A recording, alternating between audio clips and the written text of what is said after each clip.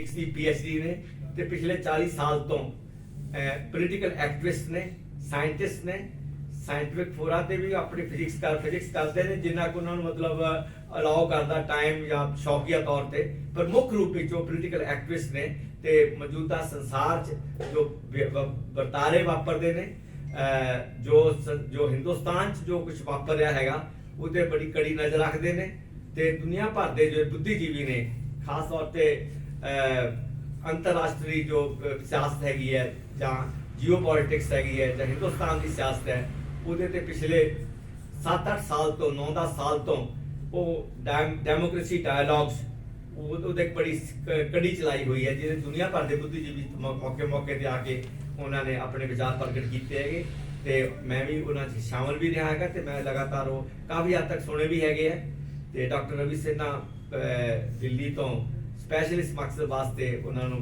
ਬੁਲਾਇਆ ਸੀ। ਅਸੀਂ ਕਾਫੀ ਚਿਰ ਤੋਂ ਸੋਚ ਰਹੇ ਸੀਗੇ ਪਰ ਅਲੱਗ-ਅਲੱਗ ਕਾਰਨਾਂ ਕਰਕੇ ਨਹੀਂ ਪਹਿਲਾਂ ਇੰਤਜ਼ਾਮ ਹੋ ਸਕਿਆ। ਇਹੋ ਕਾਰਨ ਹੈ ਕਿ ਅੱਜ ਮੌਸਮ ਦੀ ਸਟੀਮ ਵਿੱਚ ਤੁਹਾਨੂੰ ਖੇਚਲ ਦਿੱਤੀ ਹੈਗੀ ਹੈ ਤੇ ਮੈਂ ਡਾਕਟਰ ਰਵੀ ਸਿਨਹਾ ਹੋਰਾਂ ਨੂੰ ਬੇਨਤੀ ਕਰਦਾ ਹੈਗਾ ਕਿ ਉਹ ਅੱਜ ਦੇ ਸਿਆਸੀ, ਸਮਾਜਿਕ, ਆਰਥਿਕ ਪ੍ਰਸੰਗ ਵਿੱਚ ਸਾਡੇ ਵਰਗੇ ਲੋਕਾਂ ਵਾਸਤੇ ਜਿਨ੍ਹਾਂ ਨੇ ਇੱਕ ਸੁਪਨਾ ਪਾਲਿਆ, ਉਹਦੇ ਲਈ ਕੰਮ ਕੀਤਾ, ਅੰਸ਼ਕ ਥੋੜੀਆਂ ਮੋਟੀਆਂ ਪ੍ਰਾਪਤੀਆਂ ਕੀਤੀਆਂ, ਅਜੇ ਵੀ ਦਿਲ 'ਚ ਅੱਗ ਹੈਗੀ ਹੈ ਕਿ ਇਹ ਸਮਾਜ ਸੁਨੱਖਾ ਜਿਉਣ ਜੋਗਾ, ਬਰਾਬਰੀ ਦੇ ਆਧਾਰ, ਜਾਤ ਪਾਤ, ਧਰਮ, ਗੋ ਸਾਰਿਆਂ ਤੋਂ ਮੁਕਤ, ਆਰਥਿਕ ਨਾ ਬਰਾਬਰੀ, ਔਰਤਾਂ ਨਾਲ ਨਾ ਬਰਾਬਰੀ, ਦਲਿਤਾਂ ਨਾਲ ਨਾ ਬਰਾਬਰੀ ਤੋਂ ਮੁਕਤ ਇੱਕ ਸਮਾਜ ਦੀ ਸਿਰਜਣਾ ਹੋਣੀ ਚਾਹੀਦੀ ਹੈਗੀ ਹੈ। ਉਹਦੇ ਵਿੱਚ ਲੰਮੇ ਕਾਰਜ ਨੂੰ, ਪੰਥ ਨੂੰ ਤੈਅ ਕਰਦੇ ਹਾਂ। ਅੱਜ ਦੇ ਸਮੇਂ 'ਚ ਨਵੀਆਂ ਚੁਣੌਤੀਆਂ ਕੀ ਆਈਆਂ ਨੇ 14 ਤੋਂ ਬਾਅਦ, ਉਹਨਾਂ ਤੇ ਆਪਣੇ ਵਿਚਾਰ ਰੱਖਣਗੇ। Thank you very much. आज जिस तरह की बातचीत के हम लोग आदी हैं, मैं लेफ्ट से आता हूं, जैसे डॉक्टर गांधी ने बताया, लेफ्ट में हम लोग जिस तरह की बातचीत के आदी हैं उससे थोड़ी अलग बातचीत आज करनी पड़ेगी। मैं 2 या 3 मोटी बातें आपके सामने रखूंगा, फिर और आपसे चर्चा में और बातें आगे आएंगी। एक तो ये कि हिंदुस्तान एक अनप्रेसिडेंटेड क्राइसिस से गुजर रहा है, वो ऑब्वियस है, तो थोड़ी उसकी बातचीत की जाएगी और उसमें हमारे जैसे लोग क्या कर सकते हैं उसकी बातचीत की जाएगी। और दूसरी बात जो होगी वो इसको हमारा जो अपना पुराना कॉन्टेक्स्ट है, हम जो लेफ्टिस्ट हैं, जो इस बिरादरी से आते हैं, तो हमारा जो लॉन्ग टर्म मिशन है उस मिशन से इसका क्या रिश्ता बनता है। ये मजबूरी भी है आज के क्राइसिस से निपटना सभी के लिए, जितना भी रोल बन पड़े उतना रोल प्ले करना, लेकिन ऐसी मजबूरी भी नहीं है, ये जुड़ता भी है, हमारा जो लंबे दौर का मिशन है उससे ही जुड़ता भी है। तो क्राइसिस की जब मैं बात करूंगा तो बहुत सी ऑब्वियस बातें मैं हो सकता है ना करूं। ऑब्वियस बातों से मेरा मतलब क्राइसिस क्या है, कैसे स्पेशली 2014 के बाद कैसे चीजें बदली हैं और कैसे ये क्राइसिस, नया क्राइसिस एक तरह से कह लीजिए पैदा हुआ है। ऑब्वियस बातों पर मेरा ज्यादा जोर इसलिए नहीं होगा कि आप उतना ही अच्छी तरह जानते हैं जितना मैं जानता हूं या मेरे से बेहतर जानते हैं। आप जानते हैं फासिस्टों के बारे में कहा जाता है कि वो झूठ को 100 बार दोहरा करके सच बना देते हैं, ये उनका कमाल है। हम लेफ्टिस्टों का भी कुछ कमाल है, हम सच को 100 बार दोहरा करके उसको झूठ बना देते हैं, झूठ लगने लगता है वो। तो हमें ऑब्वियस बातें दोहराने की, स्पेशली ऐसी ऑडियंस में जरूरत नहीं है। मोटी बातें हमारे सामने हैं कि हिंदुस्तान की हड्डी पसली दिखाई दे रही है, उसकी छाती की एक एक पसली दिखाई दे रही है और हिंदुस्तान का बहुत बड़ा हिस्सा सोच रहा है कि उसका सीना 56 इंच का सीना है। इकोनॉमी गड्ढे में जा रही है, पूरा देश चंद लोगों को बेचा जा रहा है, सारे देश में नफरत फैलाई गई है। मैं यूपी से आता हूँ, मैं बिहार से हूँ, यूपी में रहा हूँ।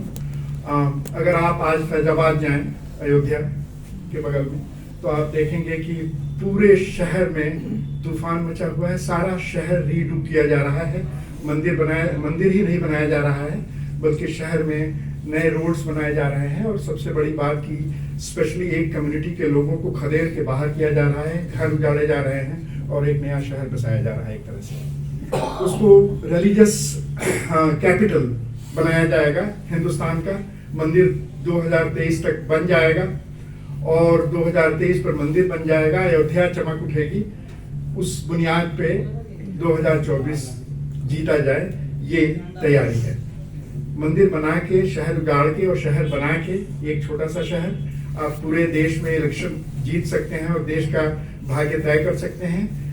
किसी से आप बाहर के किसी व्यक्ति से कहें तो वो हंसेगा, ऐसा नहीं संभव होगा, लेकिन हमारे देश में ये संभव है और इसको हल्के में नहीं लेना चाहिए। ये हो सकता है। तो जो ऑब्वियस बातें हैं वो आपके और हमारे सामने हैं। मैं ऑब्वियस बातें बार बार नहीं दोहराऊंगा। मैं आपके सामने एक आर्गुमेंट पेश करूंगा। वो आर्गुमेंट ये है कि हमें हमारे बीच, स्पेशली हम जो लेफ्ट से जो लोग आते हैं, उनके बीच में एक नए रियलाइजेशन की और एक पॉलिटिकल एटीट्यूड में चेंज की जरूरत है।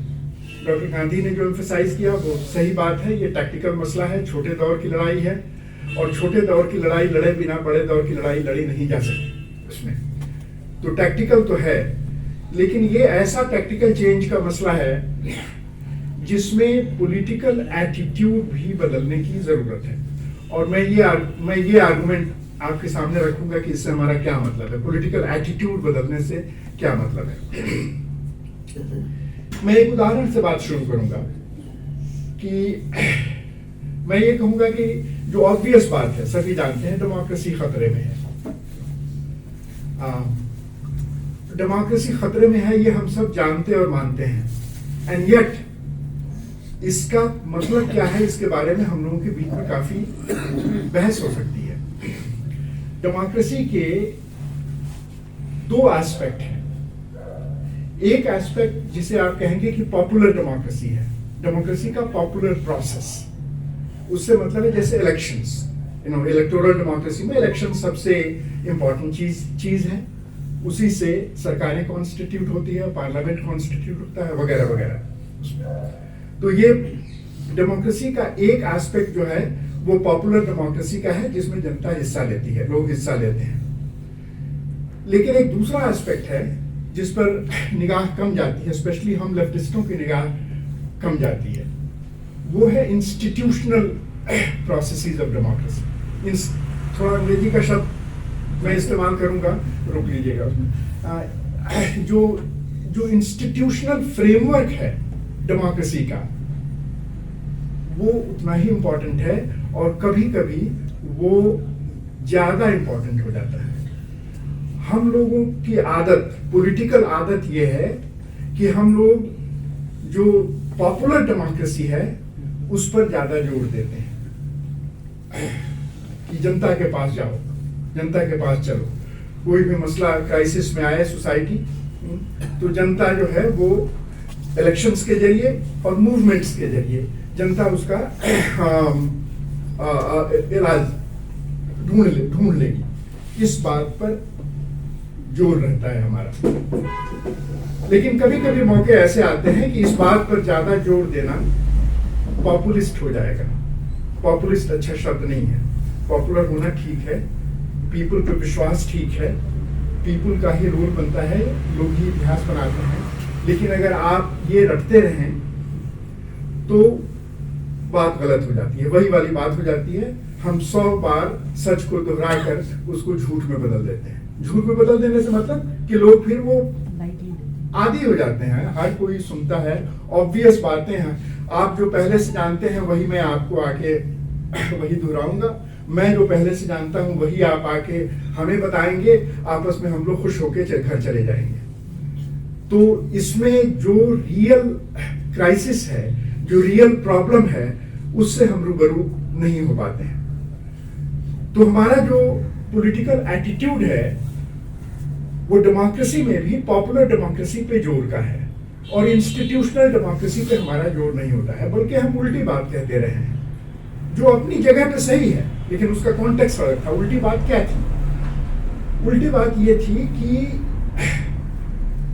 मैं डॉक्टर गांधी और दूसरे साथी यहाँ बैठे हैं, उन लोगों के थोड़ा बाद, मैं देर से आया मूवमेंट में थोड़ा, उन्हीं की उम्र का होते हुए मैं जब ट्रेन हुआ तो हम इस बात में ट्रेन हुए कि ये कॉन्स्टिट्यूशन जो है ये बुर्जुआ कॉन्स्टिट्यूशन है, ये पूंजीवादी संविधान है, और हमारा जो मिशन है वो इस संविधान को हटाकर, रिवॉल्यूशन के जरिए इस संविधान को हटाकर इसकी जगह समाजवादी संविधान कायम करना, सोशलिस्ट कॉन्स्टिट्यूशन लागू करने के हालात पैदा करना, ये हमारा मिशन था। आज अगर हम ये कहें कि ये जो कॉन्स्टिट्यूशन है जिसके खिलाफ हम ट्रेन हुए अपने पॉलिटिकल बचपने से, इस कॉन्स्टिट्यूशन को बचाने की जरूरत आन पड़ी है, तो ये उल्टी बात लगेगी। और जब हम ये कहेंगे कि इस कॉन्स्टिट्यूशन को बचाने की जरूरत आन पड़ी है, तो हमारा मतलब क्या है? क्या हम जनता के पास जाकर, या यूं कहें कि सिर्फ जनता के पास जाकर, यानी सिर्फ पॉपुलर डेमोक्रेसी से ये कॉन्स्टिट्यूशन बचा सकते हैं? इसका उत्तर बहुत आसान नहीं है। इसका हाँ और ना दोनों उत्तर हैं, बशर्ते कि हम इस बात को ठीक से समझने की कोशिश करें। जनता के पास हम जितने गए हैं उससे ज्यादा तो वो गए। हमको जितना समर्थन है जनता से, जनता के पक्ष में लड़ते हुए, जनता के साथ हमेशा खड़े रहते हुए हमको जनता का जितना समर्थन है, हम पूरी लेफ्ट और प्रोग्रेसिव बिरादरी से हमारा मतलब है, और मैं तो अब आज के कॉन्टेक्स्ट में उसमें लिबरल प्रोग्रेसिव्स को ही मैं उसमें शरीक करता हूं। जितने लोग इस फासिस्ट रिजीम और इस फासिस्ट रुझान और इस फासिस्ट आइडियोलॉजी के खिलाफ हैं, उन सारे लोगों को मैं शरीक करता हूं। इन लोगों को जितना जनता का समर्थन है उससे कम समर्थन फासिस्टों को नहीं है। फासिस्टों को भी जनता का समर्थन है। हम इस मुगालते में न रहें कि वो तिकड़म से चुनाव जीत जाते हैं, ईवीएम से चुनाव जीत जाते हैं, वो सिर्फ चुनाव के वक्त कोई लड़ाई झगड़े करवा के चुनाव जीत जाते हैं। समर्थन जो है उससे गहरा है। अगर हम इस बात को, उनका समर्थन, जनता में जो उनका समर्थन है उससे गहरा है। अगर हम इस बात से रूबरू नहीं होंगे तो हम मुगालते में पड़े रहेंगे। वो समर्थन गहरा किस तरह से है, क्यों है, उनको जो जनता का समर्थन है, उसके बारे में मैं पहला हिस्सा रखूंगा अपनी बात का। वो जानना जरूरी है। उसमें से सीधे सीधे कोई उपाय तो नहीं निकलता, सीधे सीधे इलाज तो नहीं निकलता, लेकिन जब बहुत हालात मुश्किल हों और सिचुएशन बहुत कॉम्प्लेक्स हो, तो सिचुएशन को पहले समझना और थोड़ा धैर्य से उपाय के बारे में सोचना ये जरूरी होता है। तो हम एक मीटिंग में यहाँ तो धैर्य से और ठंडे दिमाग से नहीं सोच सकते, यहाँ तो थोड़ी बातचीत बहस ही की जा सकती है, लेकिन हम एक अपील के रूप में रख रहे हैं कि बहुत जल्दी से नतीजे पर न पहुंचे। सबसे मुश्किल सवाल नेचर में भी और सोसाइटी में भी, सबसे मुश्किल सवाल वो होते हैं जिसका जवाब हर किसी के पास होता है। आसानी से जो जवाब दे दिया जाए, तुरंत आप नतीजे पे पहुंच जाए, तुरंत फैसला सुना दें, तुरंत कहते हैं कि हमारी सुनने लगो तो हम हिंदुस्तान में इनकलाब करते हैं या इस रिजीम को हरा दें। इतना आसान तत्काल तुरंत जवाब पे पहुंचने की जो जल्दबाजी होती है, ये अच्छी बात नहीं है। इसीलिए मुझे हमेशा लगता है कि सबसे मुश्किल सवाल वो होते हैं जिसका जवाब हर किसी के पास होता है, और मुश्किल यही है कि हर किसी के पास जवाब होता है। इसका मतलब ये नहीं कि आप, मेरे पास जवाब है आपके पास नहीं है और आप मेरा वाला मान लें, लेकिन कम से कम बात तो करें, रूबरू तो हो, जो एक्चुअल चैलेंज है उससे रूबरू तो हो, बजाय इसके कि बहुत सिंपलिस्टिक पॉपुलिस्टिक एक दूसरे को उत्साहित करने वाला, लड़ाई के मोर्चे पर भेजने वाला चारण गीत, हमारे यहाँ हिंदी में कहेंगे बार्ड्स का गाना हम गाते हैं। हमें ऐसी छोटी मीटिंगों में सोचने समझने वालों के बीच में बैठकर हमें मुश्किल सवालों से सीधे सीधे रूबरू होने की जरूरत है। एजिटेशनल बातचीत करने की जरूरत नहीं है। तो पहली बात हम ये करेंगे कि ये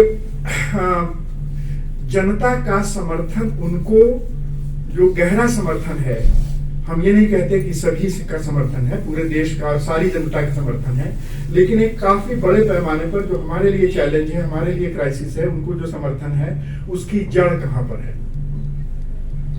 और उस कॉन्टेक्स्ट में मैं इंस्टीट्यूशनल फ्रेमवर्क ऑफ डेमोक्रेसी की बात रखूंगा।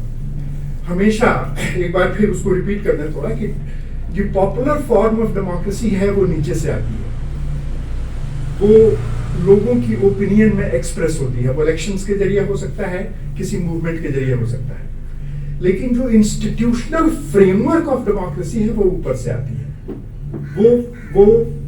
वो वैल्यू, वो डेमोक्रेटिक वैल्यू पर बेस्ड होती है, वो हिस्ट्री से निकल करके आती है।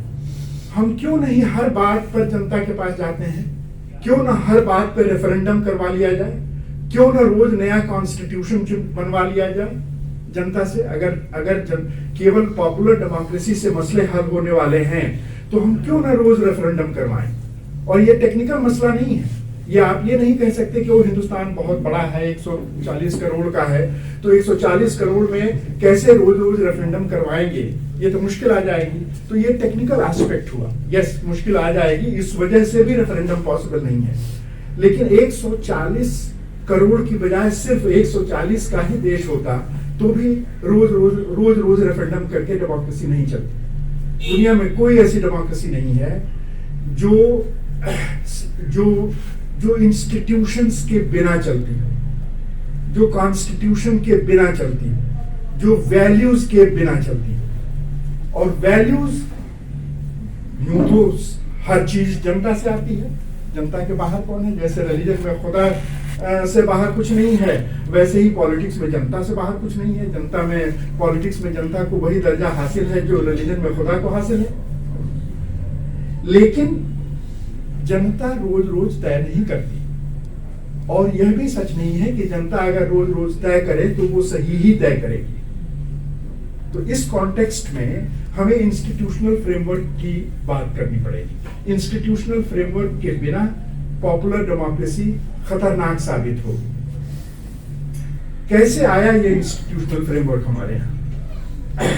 हम लोग, अगेन अगर मैं रिपीट करूं कि अपने पॉलिटिकल बचपने में हम लोग ये एजुकेशनल भाषण देते थे, आज से 30 साल पहले, 40 साल पहले, कि कॉन्स्टिट्यूएंट असेंबली क्या थी। एलीट 13% लोगों ने वोट करके कॉन्स्टिट्यूशनल असेंबली बनाई थी। 1940s की हम बात कर रहे हैं, आजादी से पहले की, जब कॉन्स्टिट्यूशन लिखने की प्रक्रिया, बनाने की प्रक्रिया, प्रोसेस शुरू हुआ था। तो हम उसकी आलोचना करते थे, हम उसके क्रिटिक थे। हम कहते थे कि ये एलीट का था, ऊपर से इम्पोज किया हुआ कॉन्स्टिट्यूशन था।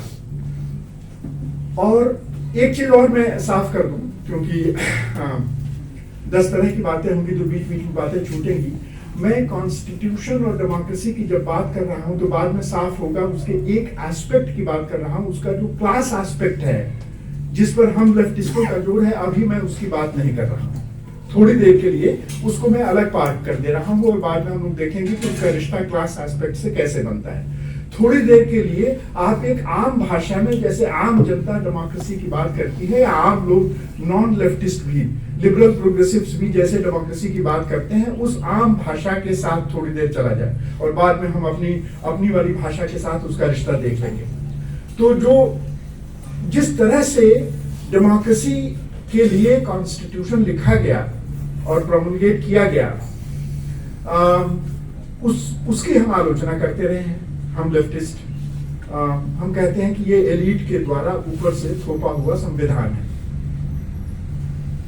मैं अब ये कहूंगा, और ये कंट्रोवर्शियल आपको लग सकती है, कि गनीमत थी कि एलीट के द्वारा ऊपर से थोपा हुआ संविधान था।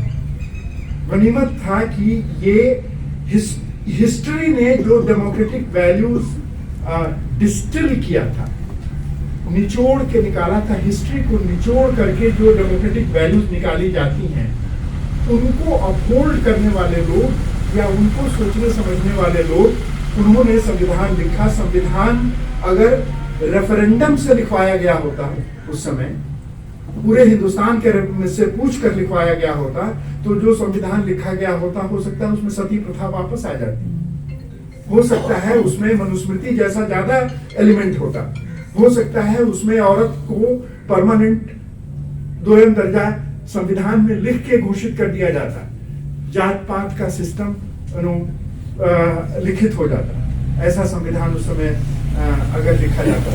तो इससे हम जब हम अपनी भाषा में बात करते हैं तो इस हकीकत को कब पकड़ते हैं, किस तरह से पकड़ते हैं कि दो चीजें हैं, एक हिस्ट्री से निचोड़ के निकाला हुआ डेमोक्रेटिक वैल्यू जिसमें 300 साल लगे, दुनिया में कहीं शुरू हुआ हो और कहीं खत्म हुआ हो, इसके चक्कर में नहीं पड़ना चाहिए कि उनके यहाँ शुरू हुआ तो हम उनकी नकल क्यों करें। कोई नकल करने की बात नहीं कर रहा है। सारी दुनिया के इतिहास में एक बहुत लंबा स्ट्रगल चला है जिसकी वजह से राजशाही खत्म हुई, खुदा का भी राज खत्म हुआ, राजाओं का भी राज खत्म हुआ, और कच्चा पक्का गिरते पड़ते लोगों ने अपने ऊपर राज करना सीखा।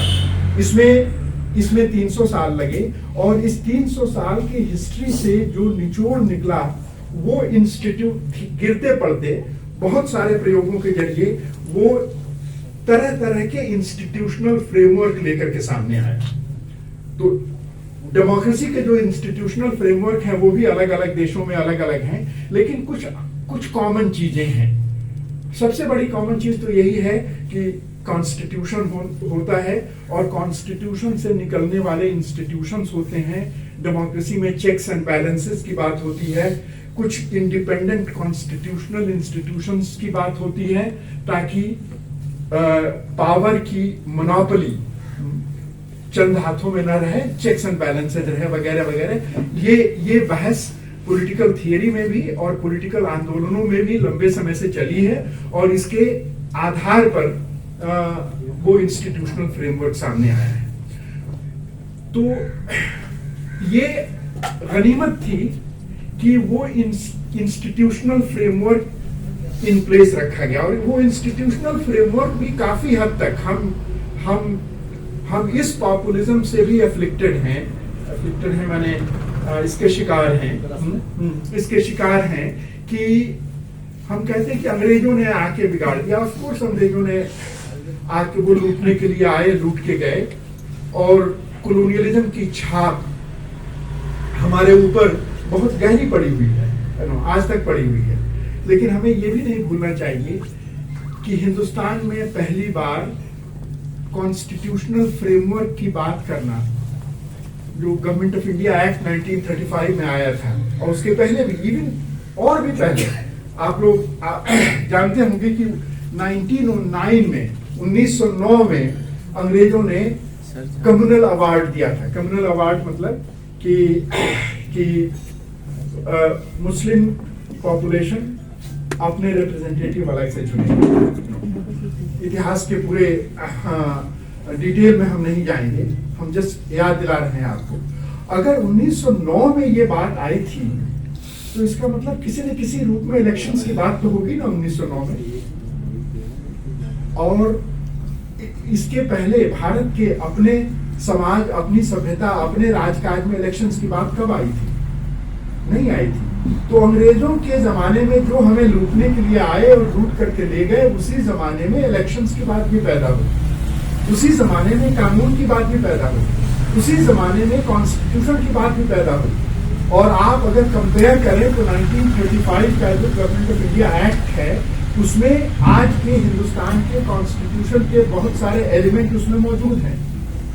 उससे भी ज्यादा 1928 में 1928 में मोतीलाल नेहरू कमेटी बनी थी, कांग्रेस पार्टी ने बनाई थी, और वो एक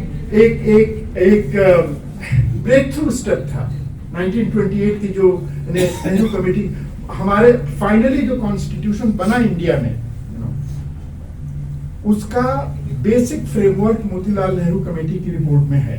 तो मोतीलाल नेहरू कमेटी की रिपोर्ट 1928, 1935 अंग्रेजों के द्वारा दिया हुआ गवर्नमेंट ऑफ इंडिया एक्ट। अंग्रेज अपने आप नहीं दे रहे थे, यहाँ एक स्ट्रगल चल रहा था, निगोशिएशंस हो रहे थे।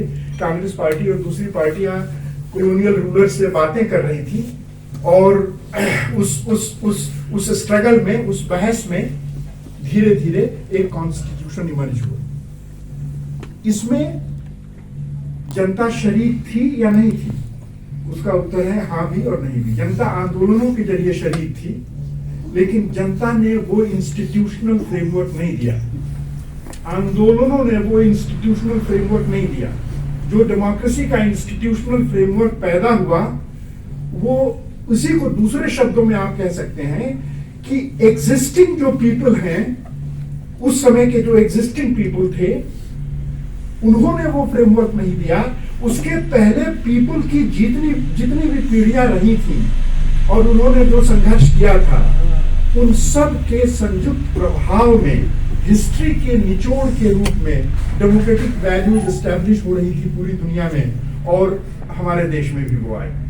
तो ये इंस्टीट्यूशनल फ्रेमवर्क को पॉपुलर डेमोक्रेसी से अलग करके देखने की जरूरत है।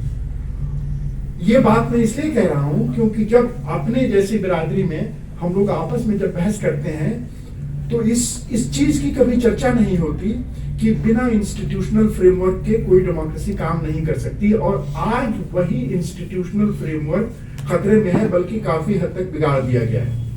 जिस हद तक इंस्टीट्यूशंस हैं या कॉन्स्टिट्यूशनली लीगली बचे हुए हैं, उस हद तक उनको इस तरह से बिगाड़ा गया है कि उसमें आरएसएस के लोगों को और ऐसे लोगों को बिठा दिया गया है।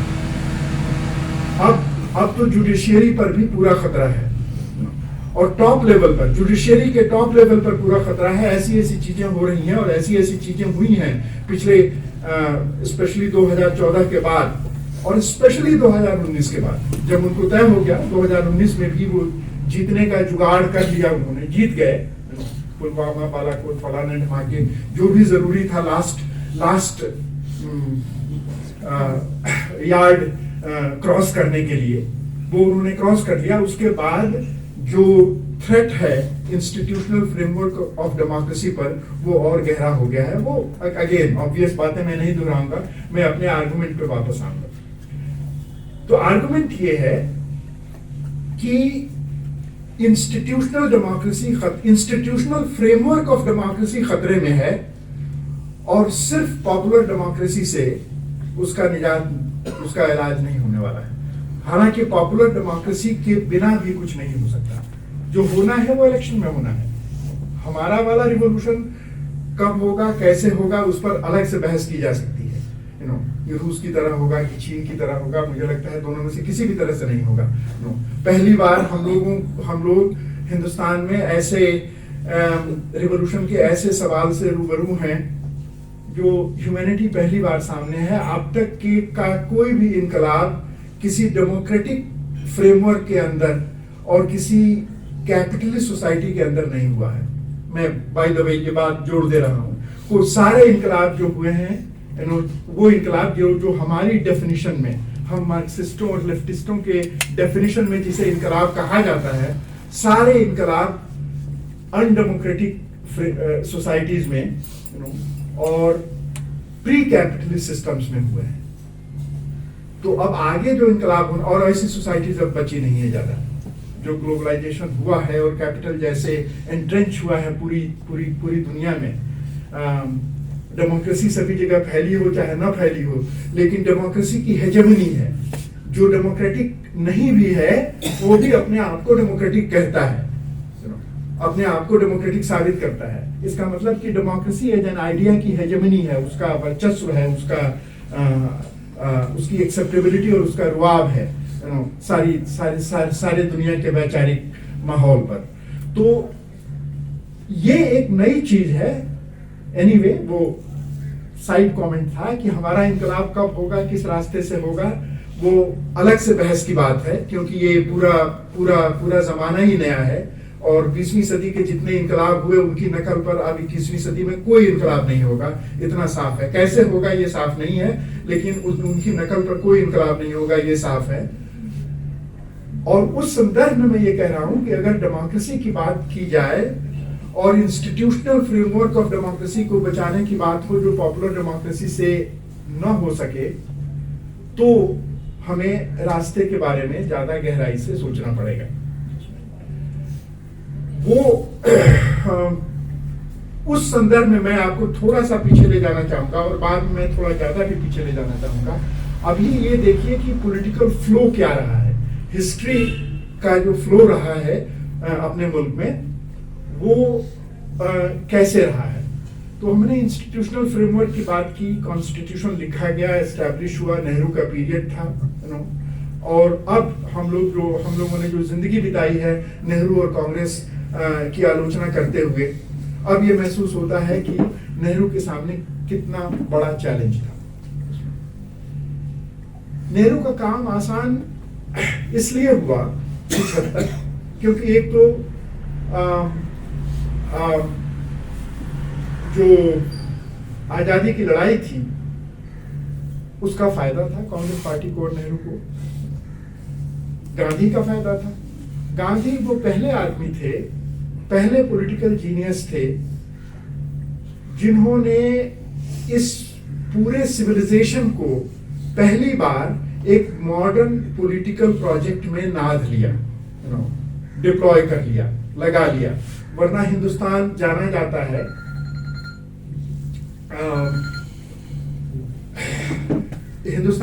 जाता है जनता के मजबूरन पॉलिटिक्स में लगे होने के बावजूद कॉन्शियसली पॉलिटिक्स से अलग रहना। हम हमेशा एक, यहाँ मुश्किल है थोड़ा, आप ये तो पंजाब है तो रामचरितमानस यहाँ उतना प्रचलित नहीं है। हिंदी इलाके में जब भी हम बोलते हैं तो एक रामचरितमानस की चौपाई का उल्लेख हम करते हैं, कौनरित होई हमई का हानि चेरी छोड़ न होय अबरानी। एक मंथरा कहती है रामचरितमानस में, जब वो सारी दाव पेच खेल रही है राजमहल के अंदर और उससे शिकायत उसको डांटा जाता है कि तुम क्यों इस पचड़े में पड़ रही हो कि राम राजा होंगे कि भारत राजा होंगे। तो वो कहती है कि कोई भी राजा हो जाए उससे हमें क्या लेना है, हम नौकरानी छोड़ के रानी थोड़े हो जाएंगे। तो भारत की जनता यही कहती है कि हम नौकरानी छोड़ के रानी थोड़े हो जाएंगे। यही रहा है हजारों साल से। पहली बार गांधी ने नाज लिया पॉलिटिकल प्रोजेक्ट में, एंटी कॉलोनियल स्ट्रगल में, और उसका प्राइस पे करना पड़ रहा है आज भी हमारी सोसाइटी को। गांधी जिन्होंने एक मॉडर्न प्रोजेक्ट में, एंटी कॉलोनियल प्रोजेक्ट में सारे हिंदुस्तान को नाज लिया, बांध लिया, वही पहले व्यक्ति थे जिन्होंने इस मॉडर्न पॉलिटिक्स में रिलीजन को घुसाया, रिलीजन से को जोड़ा। उनकी भाषा रिलीजियस थी, उनकी पर्सनालिटी रिलीजियस थी, उनका अब आज रिलीजन का और पॉलिटिकल रिलीजन का जो स्वरूप आया है उससे कंपेयर करें तो बहुत डिजायरेबल लगता है उनका, मतलब बेटर लगता है कंपैरेटिवली, लेकिन फैक्ट तो ये है ना कि उन्होंने धर्म को राजनीति में मिलाया, धर्म की भाषा राजनीति में वो लेकर के आए। और इसके लिए आज से 30 साल 40 साल पहले मैं गांधी को दोष देता था, अब मैं गांधी को उतना दोष नहीं देता।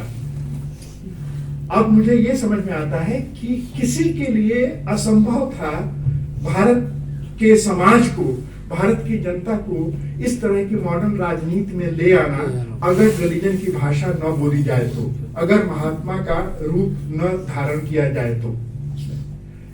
ये हमारी सोसाइटी पर और हमारी हिस्ट्री पर कमेंट्री है।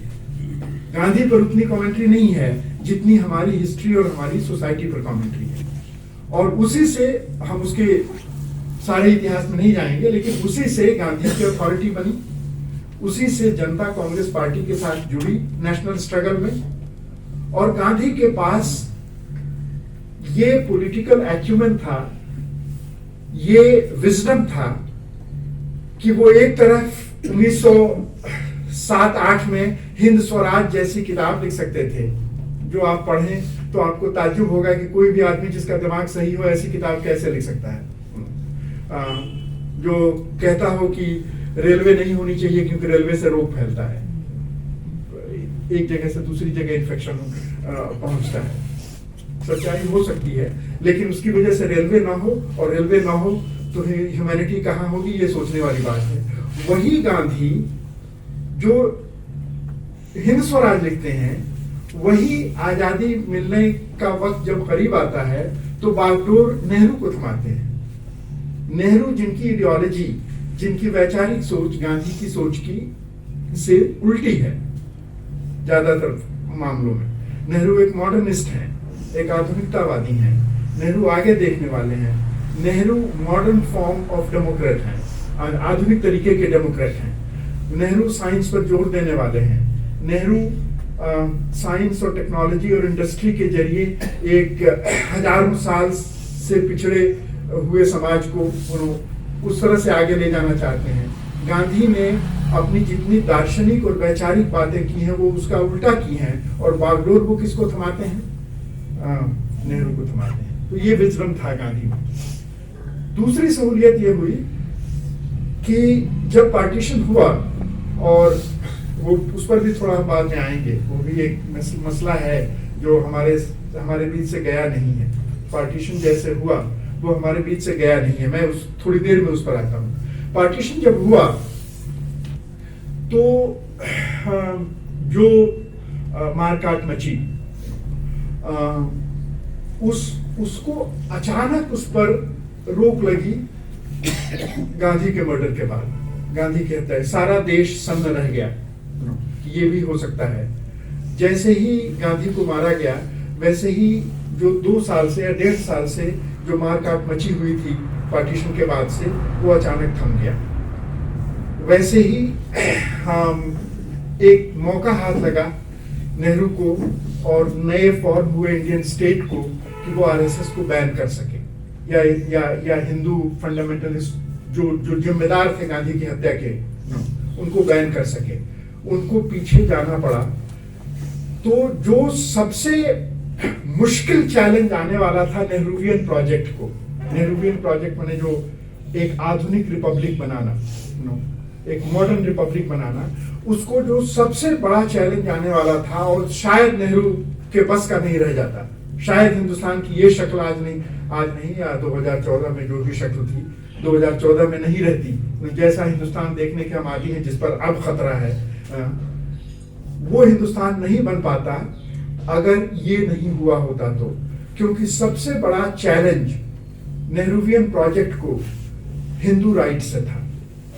जो हिंदू राइट विंग है, जो आज फासिस्ट फॉर्म लेकर के हमारे सामने आया है, उस हिंदू राइट विंग से सबसे बड़ा खतरा था, और उसको बैकफुट पे जाना पड़ा। गांधी की हत्या की वजह से उसको बैकफुट पे जाना पड़ा। तो ये गनीमत हो गई एक तरह से। कहने में विचित्र लगता है, कहने में परवर्स लग सकता है, गलत लग सकता है, लेकिन ये विचित्र बात हुई कि गांधी ने न केवल जीते जी इस पूरे देश को आंदोलन में बांधा मॉडर्न प्रोजेक्ट में, मर के भी वो नेहरू का रास्ता आसान कर गए उसमें। वो अगर नहीं हुआ होता तो हिंदुस्तान के मॉडर्न रिपब्लिक की नींव नहीं पड़ी होती। उस समय डेमोक्रेसी कमजोर थी। तो मेरा आर्गुमेंट जो है कि पॉपुलर डेमोक्रेसी कमजोर थी, इसलिए हिंदुस्तान बच गया।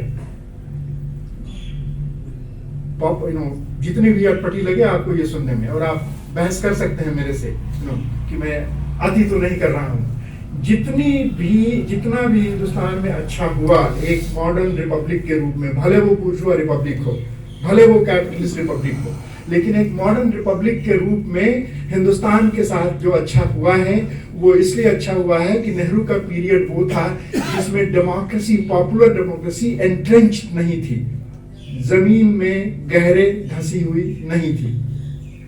इसलिए जो नेशनल मूवमेंट की जो अथॉरिटी थी, नेशनल मूवमेंट की वजह से जो रेस्पेक्ट था कांग्रेस के प्रति और नेहरू के प्रति, उसमें नेहरू का पीरियड वो कर गुजर गया जो ये हिंदू राइट विंग वाले न करने देते। अदरवाइज अगर इनके ये बैकफुट पे नहीं गए होते तो उसी समय मामला चौपट हो गया होता। जो आज चौपट हो रहा है वो उसी समय चौपट हो गया होता। उसके बाद का जो पीरियड है वो ग्रेजुअली कांग्रेस के डिक्लाइन का पीरियड है, और हम लेफ्टिस्ट लोग कांग्रेस की जितनी आलोचना करते हैं अपनी जगह पे वो सही रही है। कांग्रेस गिरती गई, करप्ट होती गई, पावर हंग्री लोगों की पार्टी बनती गई, और यहाँ तक कि बाद में over a period of time जो नेहरूवियन हेरिटेज था, जो नेहरू की विरासत थी, उस विरासत से भी अलग हटती गई। तो आपको मालूम है नेहरू की बेटी ने इमरजेंसी लगाया, जो नेहरू की विरासत का उल्टा था। नेहरू ने जो फ्रेमवर्क दिया था उसका उल्टा था। कम से कम इतना तो था कि इंदिरा ने डिक्लेयर किया, कानूनी ढंग से, कॉन्स्टिट्यूशनल ढंग से कॉन्स्टिट्यूशन को सस्पेंड किया, और किसी ने जोर नहीं डाला, हम चाहे जो सोच लें कि एंटी इमरजेंसी के हमारे स्ट्रगल्स की वजह से उसको झुकना पड़ा, ये मुगालते वाली बातें हैं। कोई मजबूर उसे नहीं कर पाया, उसने अपने आप ही वो डिस्टर्ब, कांग्रेस पार्टी की लीडरशिप डिस्टर्ब थी इस बात को लेकर, इमरजेंसी को लेकर, वो अनप्रेसिडेंटेड था, और ज्यादातर उन्होंने अपने तय खुद ब खुद इमरजेंसी को खत्म किया और इलेक्शन में गए, ये रिपोर्ट होते हुए कि वो हारेंगे, उसमें अंदर की बात जानते हुए कि वो हारेंगे। किचन कैबिनेट भले इंदिरा को बताता हो कि जीतेंगे, लेकिन जनरली पता था। नहीं तो इलेक्शन इमरजेंसी खत्म होने की 2-4 दिन पहले, मेरे ख्याल से 6 फरवरी रहा होगा 1977, उसी समय मैं विदेश जा रहा था, तो डेट मुझे याद है, जगजीवन राम ने अचानक कांग्रेस पार्टी छोड़ दिया था, और जनता आंदोलन में कूदे थे उसमें। तो हवा जो बह रही थी लोगों को पता थी, और इसके बावजूद इंदिरा ने इलेक्शन डिक्लेयर किया। आज अगर ये जीत गए 2024 में, तो इलेक्शन खत्म हो जाएगा इस देश से, कोई मतलब नहीं रह जाएगा। या तो इलेक्शन होगा ही नहीं, या होगा तो इस तरह से होगा कि और कोई जीतेगा ही नहीं, ठप्पे लगाने वाली बात होगी। तो अपनी बात पे हम वापस आए, तो जो ये डिक्लाइन होता है over a period of time, जिसमें बहुत से अप्स एंड डाउन्स हैं, इमरजेंसी है, इंदिरा का मारा जाना है, उसके बाद अचानक सबसे बड़े बहुमत से कांग्रेस का जीतना है इंदिरा के डेथ के आफ्टरमाथ में, ये सारे टॉप्स ऊपर उतार चढ़ाव होता रहा, लेकिन पीरियड एक कांग्रेस के डिक्लाइन का था। सो लगभग आप समझ लीजिए कि एक 25-30 साल का पीरियड 1967 में, जब पहली बार स्टेट असेंबलीज में नॉन कांग्रेस सरकारें जीती थी, उसको अगर आप एक डिवाइडिंग लाइन मान ले, तो 1967 से लेकर के 1992 तक, जब बाबरी मस्जिद गिराई जाती है, ये एक पीरियड है जिसको आप इस तरह से देख सकते हैं कि सारे उठने और गिरने के बावजूद कांग्रेस का डिक्लाइन चल रहा है। 1992 को एक दूसरा डिवाइडिंग लाइन आप मान सकते हैं, जहां से इनका उठान शुरू होता है। इनका उठान पहले से है।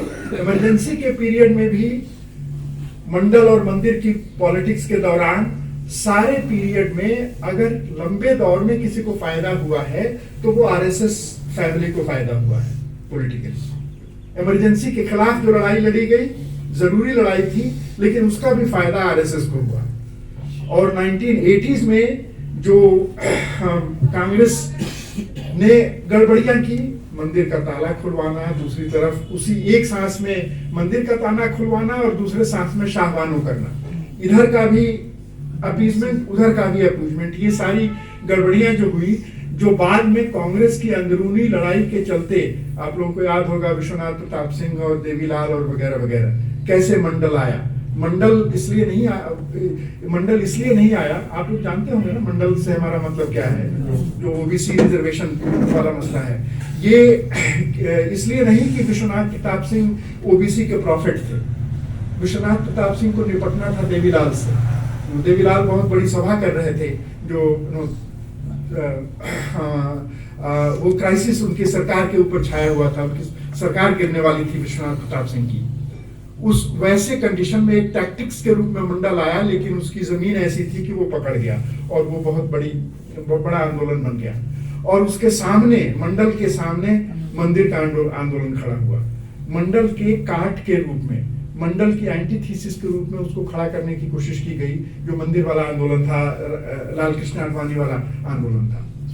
तो ये जो इस तरह से पॉलिटिक्स यहाँ 1992 तक पहुंचती है, उसमें कांग्रेस की हेजेमनी खत्म हो चुकी है। और इसको भी ठीक से समझने की जरूरत है। जिस पीरियड को हम कहते हैं कि कांग्रेस की हेजेमनी खत्म हो चुकी है, उस 30 साल में, उस 1992 से आज 2022 है, इस 30 साल में से भी 15 साल कांग्रेस ने रूल किए हैं। नरसिम्हा राव का और यूपीए का 10 साल मिला के, इसमें से आधा तो कांग्रेस ने रूल किया है। लेकिन उससे ये मत समझिए कि कांग्रेस की हेजेमनी किसी रूप में बची हुई है।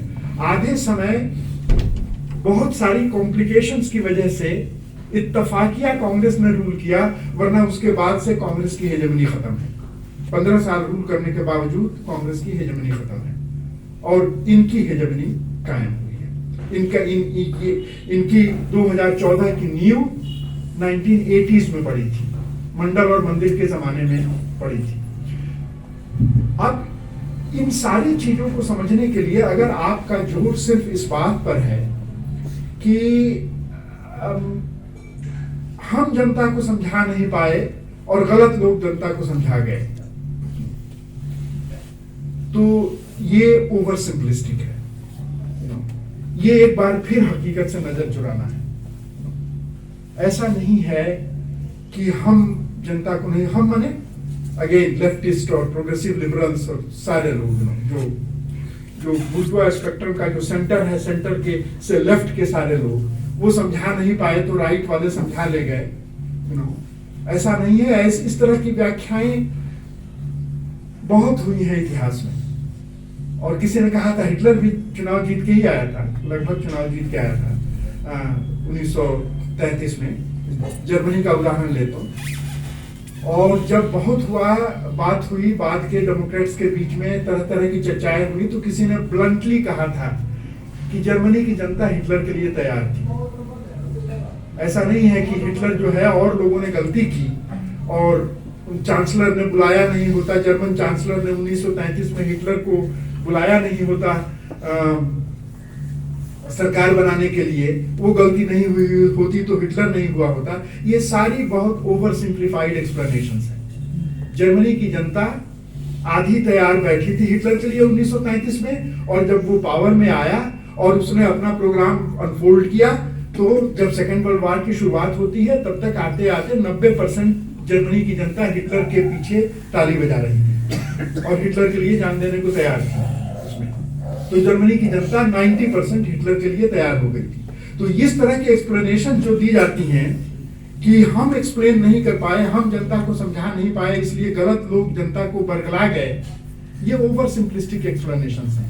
हिस्ट्री में नींव पड़ी हुई है जनता के उस दिमाग की, हमारे यहाँ के पॉलिटिकल सॉयल की, हमारे यहाँ की पॉलिटिकल जमीन की, जिसमें अगर कोई उभारे तो वो बातें उभर करके सामने आएंगी।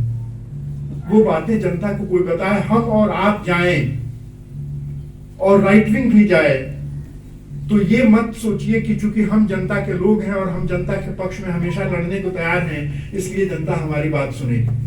हमारा तो देश ही विचित्र है, हमारी तो सभ्यता भी विचित्र है। आप लोगों को महाभारत की कथा मालूम होगी कि कृष्ण भगवान के पास कौरव और पांडव दोनों पहुंचे, युधिष्ठिर और दुर्योधन दोनों पहुंचे कि हम महाभारत करने जा रहे हैं, आप हमारे पक्ष में आ जाइए।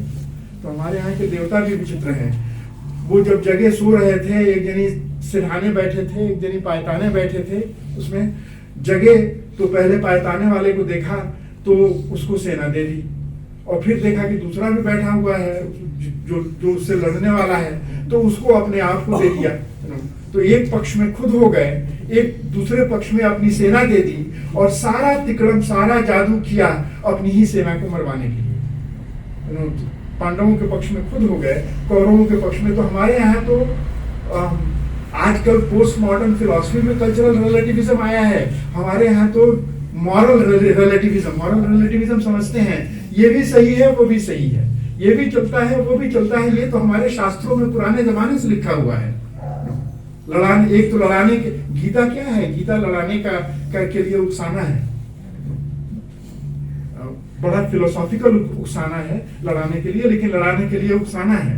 और एक पक्ष में खुद चले गए, दूसरे पक्ष में अपनी सेना दे दी। किसको सही मानते हैं आप? एक ही टाइम में दोनों तो सही नहीं हो सकते। लेकिन हम अगर अब जनता जनार्दन के पास जाएं और राइट विंग वाले जनता जनार्दन के पास जाएं, तो जनता जनार्दन आधा अपने आप को उनको दे देगी और आधा हमको दे देगी, इसके बारे में भी श्योर मत रहिए। जनता जनार्दन जो है वो ज्यादा उनका पक्ष ले सकती है, और इसकी जमीन जो है वो हमारे इतिहास में छिपी है। इसलिए जब लोग कहते हैं कि हिंदुस्तान में हिंदू मुस्लिम दंगे इसलिए होते हैं क्योंकि खराब लोग, पॉलिटिकल क्रिमिनल्स दंगे भड़का देते हैं, तो ये सही है। क्रिमिनल्स तो वो हैं जो दंगे भड़काते हैं, लेकिन सीधा सा सवाल नहीं पूछा जाता कि भड़काने से भड़क क्यों जाता है। दोनों चीजों की जरूरत होती है ना। हम लोग बात कल रात में कुछ दोस्त आपस में बात कर रहे थे कि सूखी लकड़ी की भी जरूरत होती है और दियासलाई तीली की भी जरूरत होती है। हर जगह तीली कोई लगा दे तो आग नहीं लग जाएगी, आग लगने की कंडीशंस भी होनी चाहिए। तीली लगाने से तभी आग लगती है जब आग लगने की कंडीशन सोसाइटी में हो, और इस बात से हम लोग मुंह चुराते रहे हैं। हमारी जमीन में ये रहा है। हम सेकुलरिस्ट क्या करते हैं, प्रोग्रेसिव लेफ्टिस्ट क्या करते हैं, कहते हैं अरे इन्होंने आके बिगाड़ दिया, हम तो हजारों साल से साथ रहते आए हैं या सैकड़ों साल से साथ रहते आए हैं, कभी लड़े नहीं।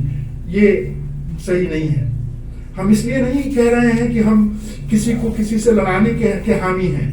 हम सिर्फ हकीकत की नजर में आंख डाल के देखना चाहते हैं, क्या हमारा इतिहास ऐसा रहा है कि हम लड़े नहीं हैं।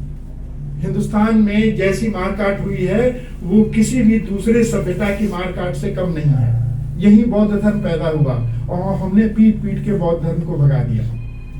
यही जैन पैदा हुए और हमने पीट पीट के उनको हिंदू बना दिया, जो कि जैन धर्म आप जानते हैं एथिस्टिक रिलीजन है, ईश्वर में विश्वास नहीं करता है।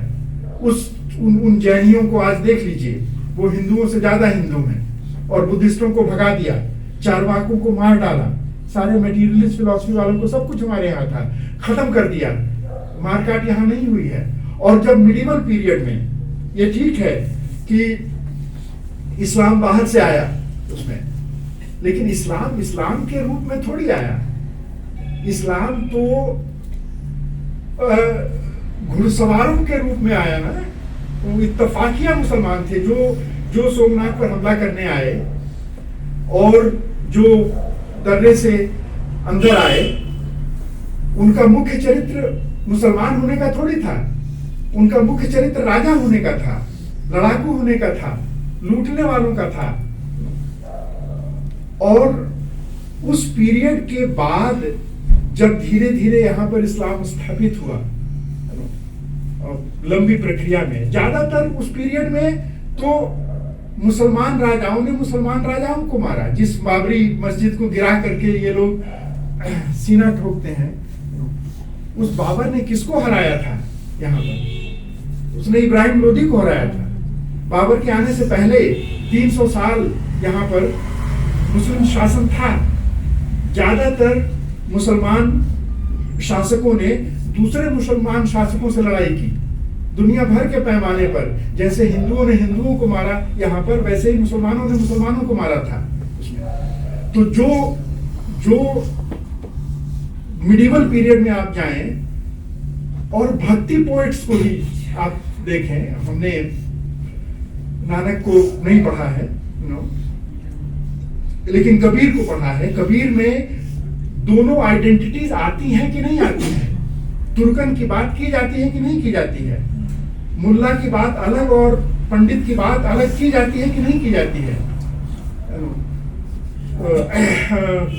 कबीर दोनों को सुनाते हैं, तो आइडेंटिटी तो ये पहले से कायम थी ना। ये बात तो आम थी ना कि मुसलमानों को मुसलमान के रूप में देखा जाता था, हिंदुओं को हिंदुओं के रूप में देखा जाता था।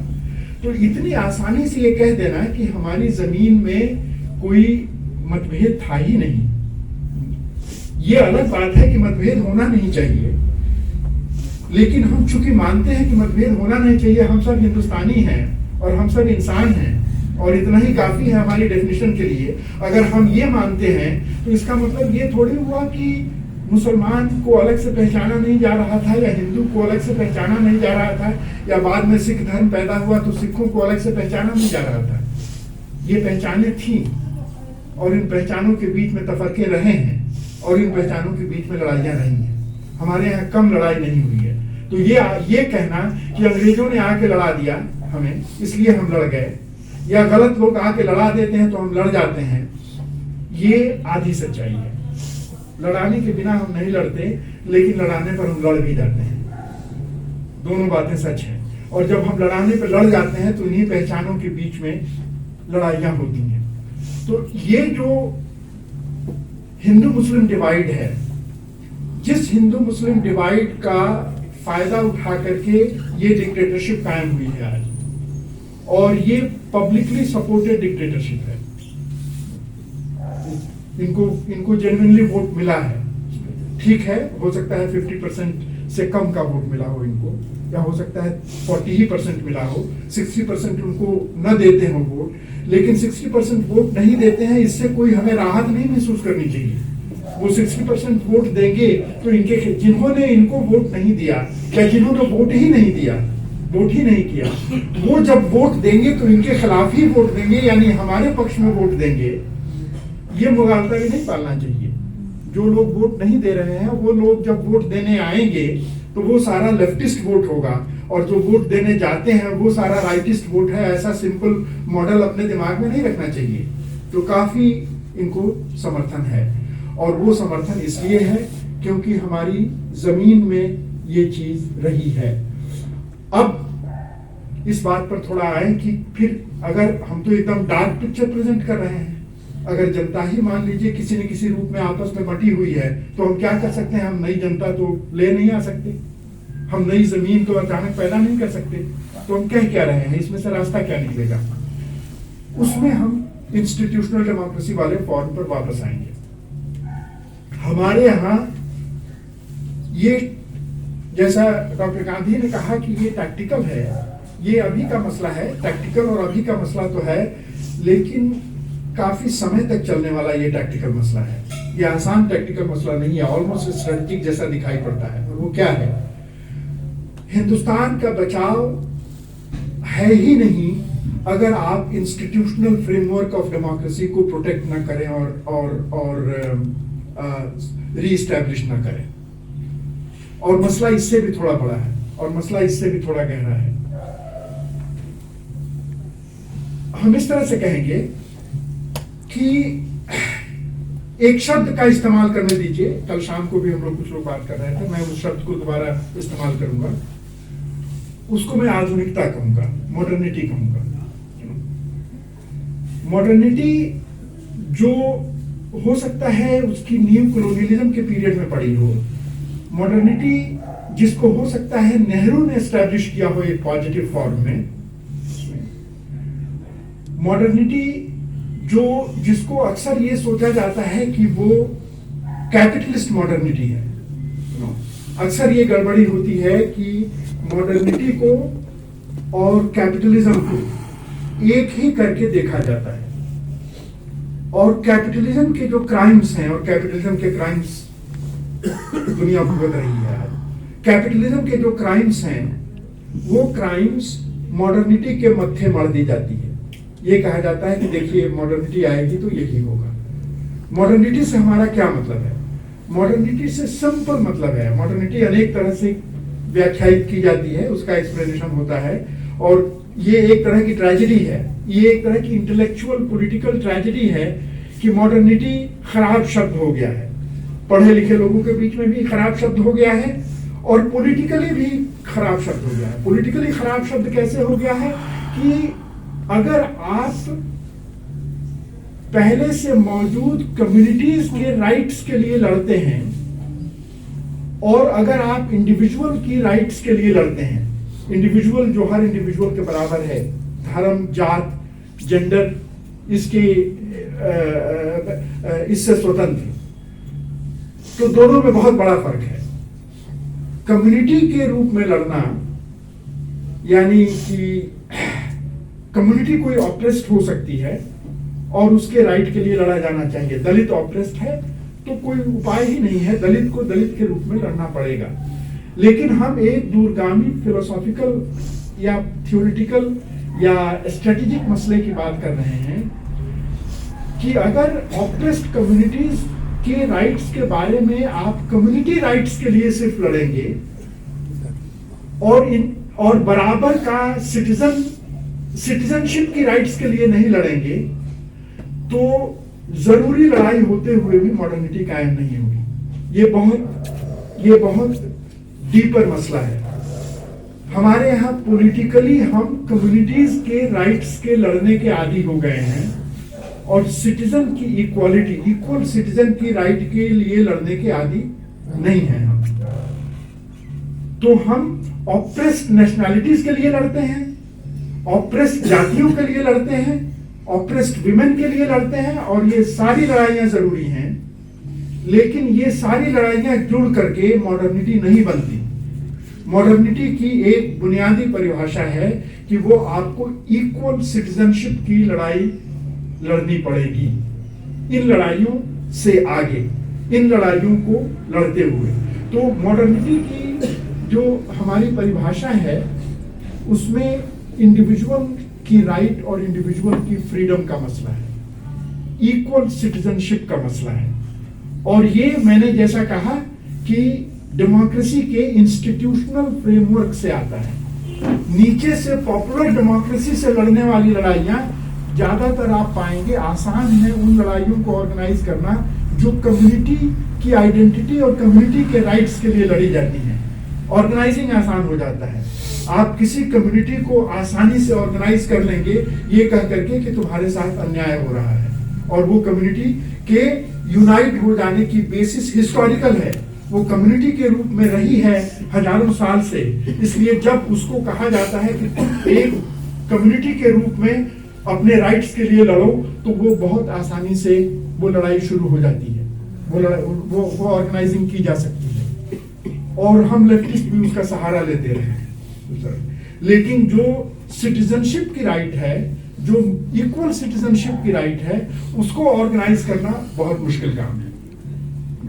तो एक तो हमें ये देखना, और ये पॉपुलर डेमोक्रेसी से नहीं हो पाएगा, इसलिए हमें शुक्र मनाना चाहिए कि कॉन्स्टिट्यूशन है, नेहरूवियन पीरियड था, मॉडर्निटी आई, कुछ कॉलोनियलिज्म की वजह से आई और कुछ ज्यादा नेशनल मूवमेंट की वजह से आई। एक दूसरे के खिलाफ दोनों लड़ रहे थे, कॉलोनियलिज्म के खिलाफ नेशनल मूवमेंट था, लेकिन मॉडर्निटी दोनों के रास्ते आई। कॉलोनियलिज्म नहीं आया होता तो कब नेशनलिज्म यहाँ पैदा होता और कब यहाँ मॉडर्निटी पैदा होती कहना मुश्किल है। तो कॉलोनियलिज्म ने इंस्टिगेट किया एक तरह से मॉडर्निटी को यहाँ पर, कॉलोनियलिज्म ने ट्रिगर किया यहाँ पर नेशनल मूवमेंट के फॉर्म में मॉडर्निटी को। तो शुक्र मनाइए कि नेहरू का पीरियड था, कॉन्स्टिट्यूशन है, इंस्टीट्यूशनल फ्रेमवर्क है जितना भी बचा हुआ है, और उसकी बुनियाद पर इंडिविजुअल के इक्वल सिटीजनशिप की राइट्स की लड़ाई पॉपुलर डेमोक्रेसी से नहीं, पॉलिटिकली लड़ी जाएगी, पॉलिटिकल डेमोक्रेसी के जरिए लड़ी जाएगी, इंस्टीट्यूशनल फ्रेमवर्क के जरिए लड़ी जाएगी। दूसरी बात, मॉडर्निटी का जो है वो दूसरा पैर जो है मॉडर्निटी का, दो पैर पे चलती है मॉडर्निटी। एक ये इंडिविजुअल के फ्रीडम का पैर है, और दूसरा रैशनैलिटी का पैर है। रैशनैलिटी का यानी हम बहस करके चीजें तय करेंगे, या हम साइंस से नेचर के बारे में जानेंगे, और लॉजिक से सोसाइटी के बारे में जानेंगे, इन्वेस्टिगेट करेंगे, एनालाइज करेंगे, बहस करेंगे। तो ये रैशनैलिटी और फ्रीडम, इन दो पैरों पर मॉडर्निटी चलती है। और लेफ्ट के हमारा अपनी बिरादरी का वैचारिक इतिहास ये रहा है कि हम दोनों में से किसी पर जोर नहीं देते हैं। हालांकि हमारी फिलॉसफी में, हमारे मार्क्सिज्म में की बुनियाद दोनों में है। मार्क्सिज्म बिल्कुल मॉडर्न फिलॉसफी है, और कैपिटल जैसी मुश्किल और इकोनॉमिक्स जैसी किताब में आखिर के पेजे में वॉल्यूम 1 में आप जाइए तो मार्क्स साफ साफ लिखते हैं कि फाइनली जो है हमारा जो अल्टीमेट गोल है वो इंडिविजुअल का फ्रीडम है। और हमने ये फेंक दिया, लेफ्टिस्टों की इमेज ये बन गई दुनिया में और समाज में कि ये तो हमने इंडिविजुअल को इंडिविजुअलिज्म साबित कर दिया, तो इंडिविजुअल को हमने धो दिया, क्योंकि इंडिविजुअलिज्म बुरी चीज है और इंडिविजुअलिज्म बुरी चीज है, कोई इसमें दो राय नहीं है। लेकिन इंडिविजुअलिज्म, वो फ्रेज चलता है ना कि throwing the baby with the bath water, कि हम इंडिविजुअलिज्म को फेंकने के चक्कर में हमने इंडिविजुअल को ही फेंक दिया। और लेफ्टिस्टों की इमेज क्या बनी, दो ही तरह की इमेज बनी, या तो ये डिसिप्लिन्ड कलेक्टिविस्ट हैं, फौज की तरह रहते हैं और सारी सोसाइटी को फौज बना के मानेंगे ये, या ये कम्युनिटेरियंस हैं। लेफ्टिस्ट भी कम्युनिटीज की बात उतनी ही करते हैं जितने राइट विंग वाले करते हैं। कम्युनिटीज को पीपल के नाम पर कम्युनिटीज के रूप में ही पीपल को पहचानना, और कम्युनिटी जो है इंडिविजुअल के राइट्स को ओवर पावर कर ले। कोई कम्युनिटी अपने इंडिविजुअल मेंबर को सताए कम्युनिटी के नाम पर, धर्म के नाम पर, उसी धर्म के मेंबर को सताए, तो हम कम्युनिटी राइट्स के साथ खड़े होंगे, क्योंकि पूरे कम्युनिटी का विरोध कैसे करेंगे एक इंडिविजुअल के लिए या किसी इंडिविजुअल राइट के लिए, जबकि हम सोचते हैं कि इंडिविजुअल तो हमेशा इंडिविजुअलिज्म को जन्म देगा। ये हमारी गलत सोच बन जाती है। तो हम जो लेफ्ट की पूरी भाषा ही ऐसी रही है कि इंडिविजुअल के खिलाफ हो गई, इंडिविजुअलिज्म के खिलाफ होने की बजाय इंडिविजुअल के खिलाफ हो गई, डिसिप्लिनेरियन हो गई, मिलिट्री ऑर्डर वाली हो गई, या कम्युनिटी के साथ खड़ी होने वाली हो गई। क्योंकि हमें जनता के साथ खड़ा होना है, इसलिए हम कम्युनिटी के साथ खड़े होंगे। हम ऑप्रेसिव फ्यूडल इंडिविजुअल को सताने वाली हजारों साल पुरानी कम्युनिटी के खिलाफ खड़े होने का साहस लेफ्टिस्ट कभी नहीं जुटा पाया, क्योंकि उसको आज की लड़ाई लड़नी थी, और लड़ाई ऑर्गेनाइज करने का सबसे आसान तरीका क्या है? कम्युनिटी के रूप में लोगों को ऑर्गेनाइज करो। कम्युनिटी के रूप में लोग ऑर्गेनाइज होने को फट से तैयार हो जाएंगे, आसानी से तैयार हो जाएंगे। तो पहले जीतने से पहले कम्युनिटी के रूप में ऑर्गेनाइज करो, और जीतने के बाद जो स्टेट और कम्युनिस्ट पार्टी के जरिए उन्हीं कम्युनिटीज को दबाओ। यही हुआ 20वीं सदी में, काफी हद तक ये हुआ। तो ये इसके बारे में हमें सोचने की जरूरत पड़ेगी। यानी अगर आप आज हिंदुस्तान का रास्ता देखना चाहते हैं इस क्राइसिस से, और हिंदुस्तान पर ऐसा क्राइसिस अनप्रेसिडेंटेड है, पहले नहीं आया है। जैसे हमने वो बात, वही मैं सच को 100 बार दोहराना नहीं चाहता और आपको बोर नहीं करना चाहता, तो क्या क्राइसिस है उसके डिटेल में मैं नहीं गया, लेकिन आप जानते हैं और मान के चलिए हिंदुस्तान पर ऐसा क्राइसिस पहले मॉडर्न पीरियड में नहीं आया था। पिछले 75 साल में का सबसे बड़ा क्राइसिस है ये। और इसमें लेफ्टिस्ट अगर ये सोचता है कि वो अपना बंगाल से उसके पैर उखड़ गए, अब केरल को बचाना है और केरल में कांग्रेस से लड़ाई है और हमें अपना ऑर्गेनाइजेशन और अपनी पार्टी बचानी है, वो अपने सर्वाइवल की लड़ाई लड़ रहा है, तो वो बहुत बेवकूफी हो रही है। अपने सर्वाइवल की लड़ाई नहीं है, ये हिंदुस्तान के सर्वाइवल की लड़ाई है इसमें, और इसको दूसरे ढंग से देखना पड़ेगा। तो जो मसला है वो ये है कि आप मॉडर्निटी की बुनियाद पर खड़े होकर, मॉडर्निटी की फिलोसॉफिकल बुनियाद पर खड़े होकर अपना आज का पॉलिटिक्स रिकन्फिगर करने को तैयार हैं कि नहीं, अपना पॉलिटिकल एटीट्यूड नए सिरे से तय करने को तैयार हैं कि नहीं। जैसे मॉडर्निटी के लिए मैंने कहा कि वो 2 पैर पे चलती है, फ्रीडम और रैशनैलिटी, तो एक कैरिकेचर के रूप में कहें उसका उल्टा करके कि आज का लेफ्ट 2 पैर पे चलता है। एक पैर डॉगमा का है और दूसरा पैर पॉपुलिज्म का है, दोनों पैर एक साथ चलते हैं। जहां थ्योरी की बात करें, बहस की बात करें, डॉगमेटिक बातें आती हैं कि आप ये कहने वाले कौन होते हैं, और मार्क्स ने तो ये लिखा है और लेनिन ने तो वो कहा था। तो बहस सारी मार्क्स, लेनिन और माओ पे चली जाएगी उसमें, और आपके क्रेडेंशियल्स देखे जाने लगेंगे कि आप कितने 24 कैरेट रिवोल्यूशनरी हैं कि नहीं हैं, और सारे लेफ्टिस्ट आपस में लड़ पड़ेंगे। सब एक दूसरे का तमगा देखने लगेंगे कि सर्टिफिकेट कैसा सर्टिफिकेट किसके पास है। लेफ्ट इतना फ्रैगमेंटेड क्यों है? सारी दुनिया में सबसे बड़ी तादाद में लेफ्टिस्ट हिंदुस्तान में है। चीन को छोड़ दिया जाए, चीन वालों को क्या कहा जाए थोड़ी देर के लिए, उसको छोड़ दीजिए, लेफ्टिस्ट है कि नहीं है। सारी दुनिया में सबसे बड़ी तादाद लेफ्टिस्टों की हिंदुस्तान में है, और बहुत कमजोर हालत है लेफ्टिस्टों की हिंदुस्तान में। 36 संगठन बने हुए हैं और सब आपस में लड़ने के लिए जाने जाते हैं। दुश्मन से उतना नहीं लड़ पाते जितना आपस में लड़ते हैं। और यही कहते हैं कि अगर तुम नहीं होते, तुम ट्रेटर हो, तुम रिविजनिस्ट हो, तुम नहीं होते हो तो हम तो इनकलाब कर गुजरे होते। तो हमने इनकलाब क्यों नहीं किया? क्योंकि तुम हो जो गलत ढंग के लेफ्टिस्ट हो, इसलिए इनकलाब नहीं हुआ।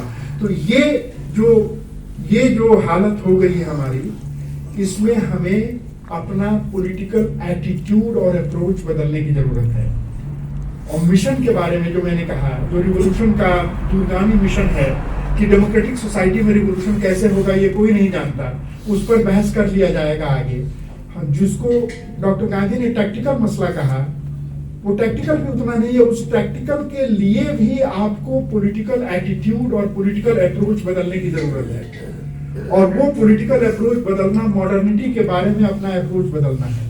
तो हम लोग ये कहते हैं, हम लोगों का छोटा सा ग्रुप है जिसको हम लोग न्यू सोशलिस्ट इनिशिएटिव कहते हैं, और जैसा डेमोक्रेसी डायलॉग चलता है और ज्यादातर हमारी बातें आपस में चलती हैं। हम लोग ये कहते हैं कि सोसाइटी को दो हिस्से में देखने की आपको जरूरत है। इसलिए नहीं कि सोसाइटी खुद दो हिस्से में जीती है, सोसाइटी तो एक ही हिस्से में जीती है, जिंदगी तो एक ही है, लेकिन समझने के लिए अपने दिमाग में कंसेप्चुअल कैटेगरी अलग अलग करनी पड़ती है। एक चीज को हम सिस्टम कहते हैं और दूसरी चीज को हम रेस्ट ऑफ सोसाइटी कहते हैं, बाकी सोसाइटी कहते हैं। सिस्टम माने कैपिटलिज्म, सिस्टम माने सोशलिज्म, सिस्टम माने फ्यूडलिज्म। ये सिस्टम है। हम कैपिटलिस्ट सिस्टम के अंदर रहते हैं इंडिया में, लेकिन आप अपने दिमाग में जो भी कैपिटलिस्ट सिस्टम है, जो भी क्लास है, बाजार है, मीन्स ऑफ प्रोडक्शन है, उत्पादन है, बेचना है, कमाना और खाना है, ये सारा निकाल दीजिए, एक तरफ कर दीजिए, तो क्या सोसाइटी खाली हो जाती है? सोसाइटी में सिर्फ सिस्टम है? नहीं, सोसाइटी में सिर्फ सिस्टम नहीं है। ये खाली कर दीजिए, तब भी वहां धर्म बचता है, वहां जाति बचती है, वहां सोसाइटी के दूसरी ट्रेडिशंस बचती हैं। और ये सोचना कि ये सारा जो रेस्ट ऑफ सोसाइटी है, बाकी सोसाइटी है, ये सिस्टम का प्रोडक्ट है, ये भी एक भोड़ा मार्क्सिज्म है, क्रूड मार्क्सिज्म है कि सिस्टम्स। अब रिलीजन 90% दुनिया रिलीजियस है, और जब से ह्यूमैनिटी है तब से रिलीजियस है। और हम कहें कि रिलीजन इसलिए है क्योंकि कैपिटलिज्म रिलीजन का इस्तेमाल करता है। तो हमने एक्सप्लेन कर दिया रिलीजन को किस बेसिस पर, सिस्टम की बेसिस पर। लेकिन क्या रिलीजन सिस्टम से ही निकली हुई चीज है? केवल इस सिस्टम से निकली हुई चीज है? क्या जेंडर कैपिटलिज्म ने पैदा किया है? जेंडर ऑपरेशन कैपिटलिज्म ने पैदा किया है? कि क्या जाति अंग्रेजों ने आके यहाँ जाति की नींव डाल दी क्योंकि वो जाति का सेंसस करवाने लगे? ये सब सस्ती व्याख्याएं हैं। सिस्टम आप अलग कर दें कंसेप्चुअली, तब भी सोसाइटी में बहुत कुछ बचता है। और हम ये कहते हैं कि जैसे सिस्टम के दायरे में हमारा स्लोगन है सोशलिज्म, हम कैपिटलिज्म के विरोधी हैं। हम ये मानते हैं कि कैपिटलिज्म से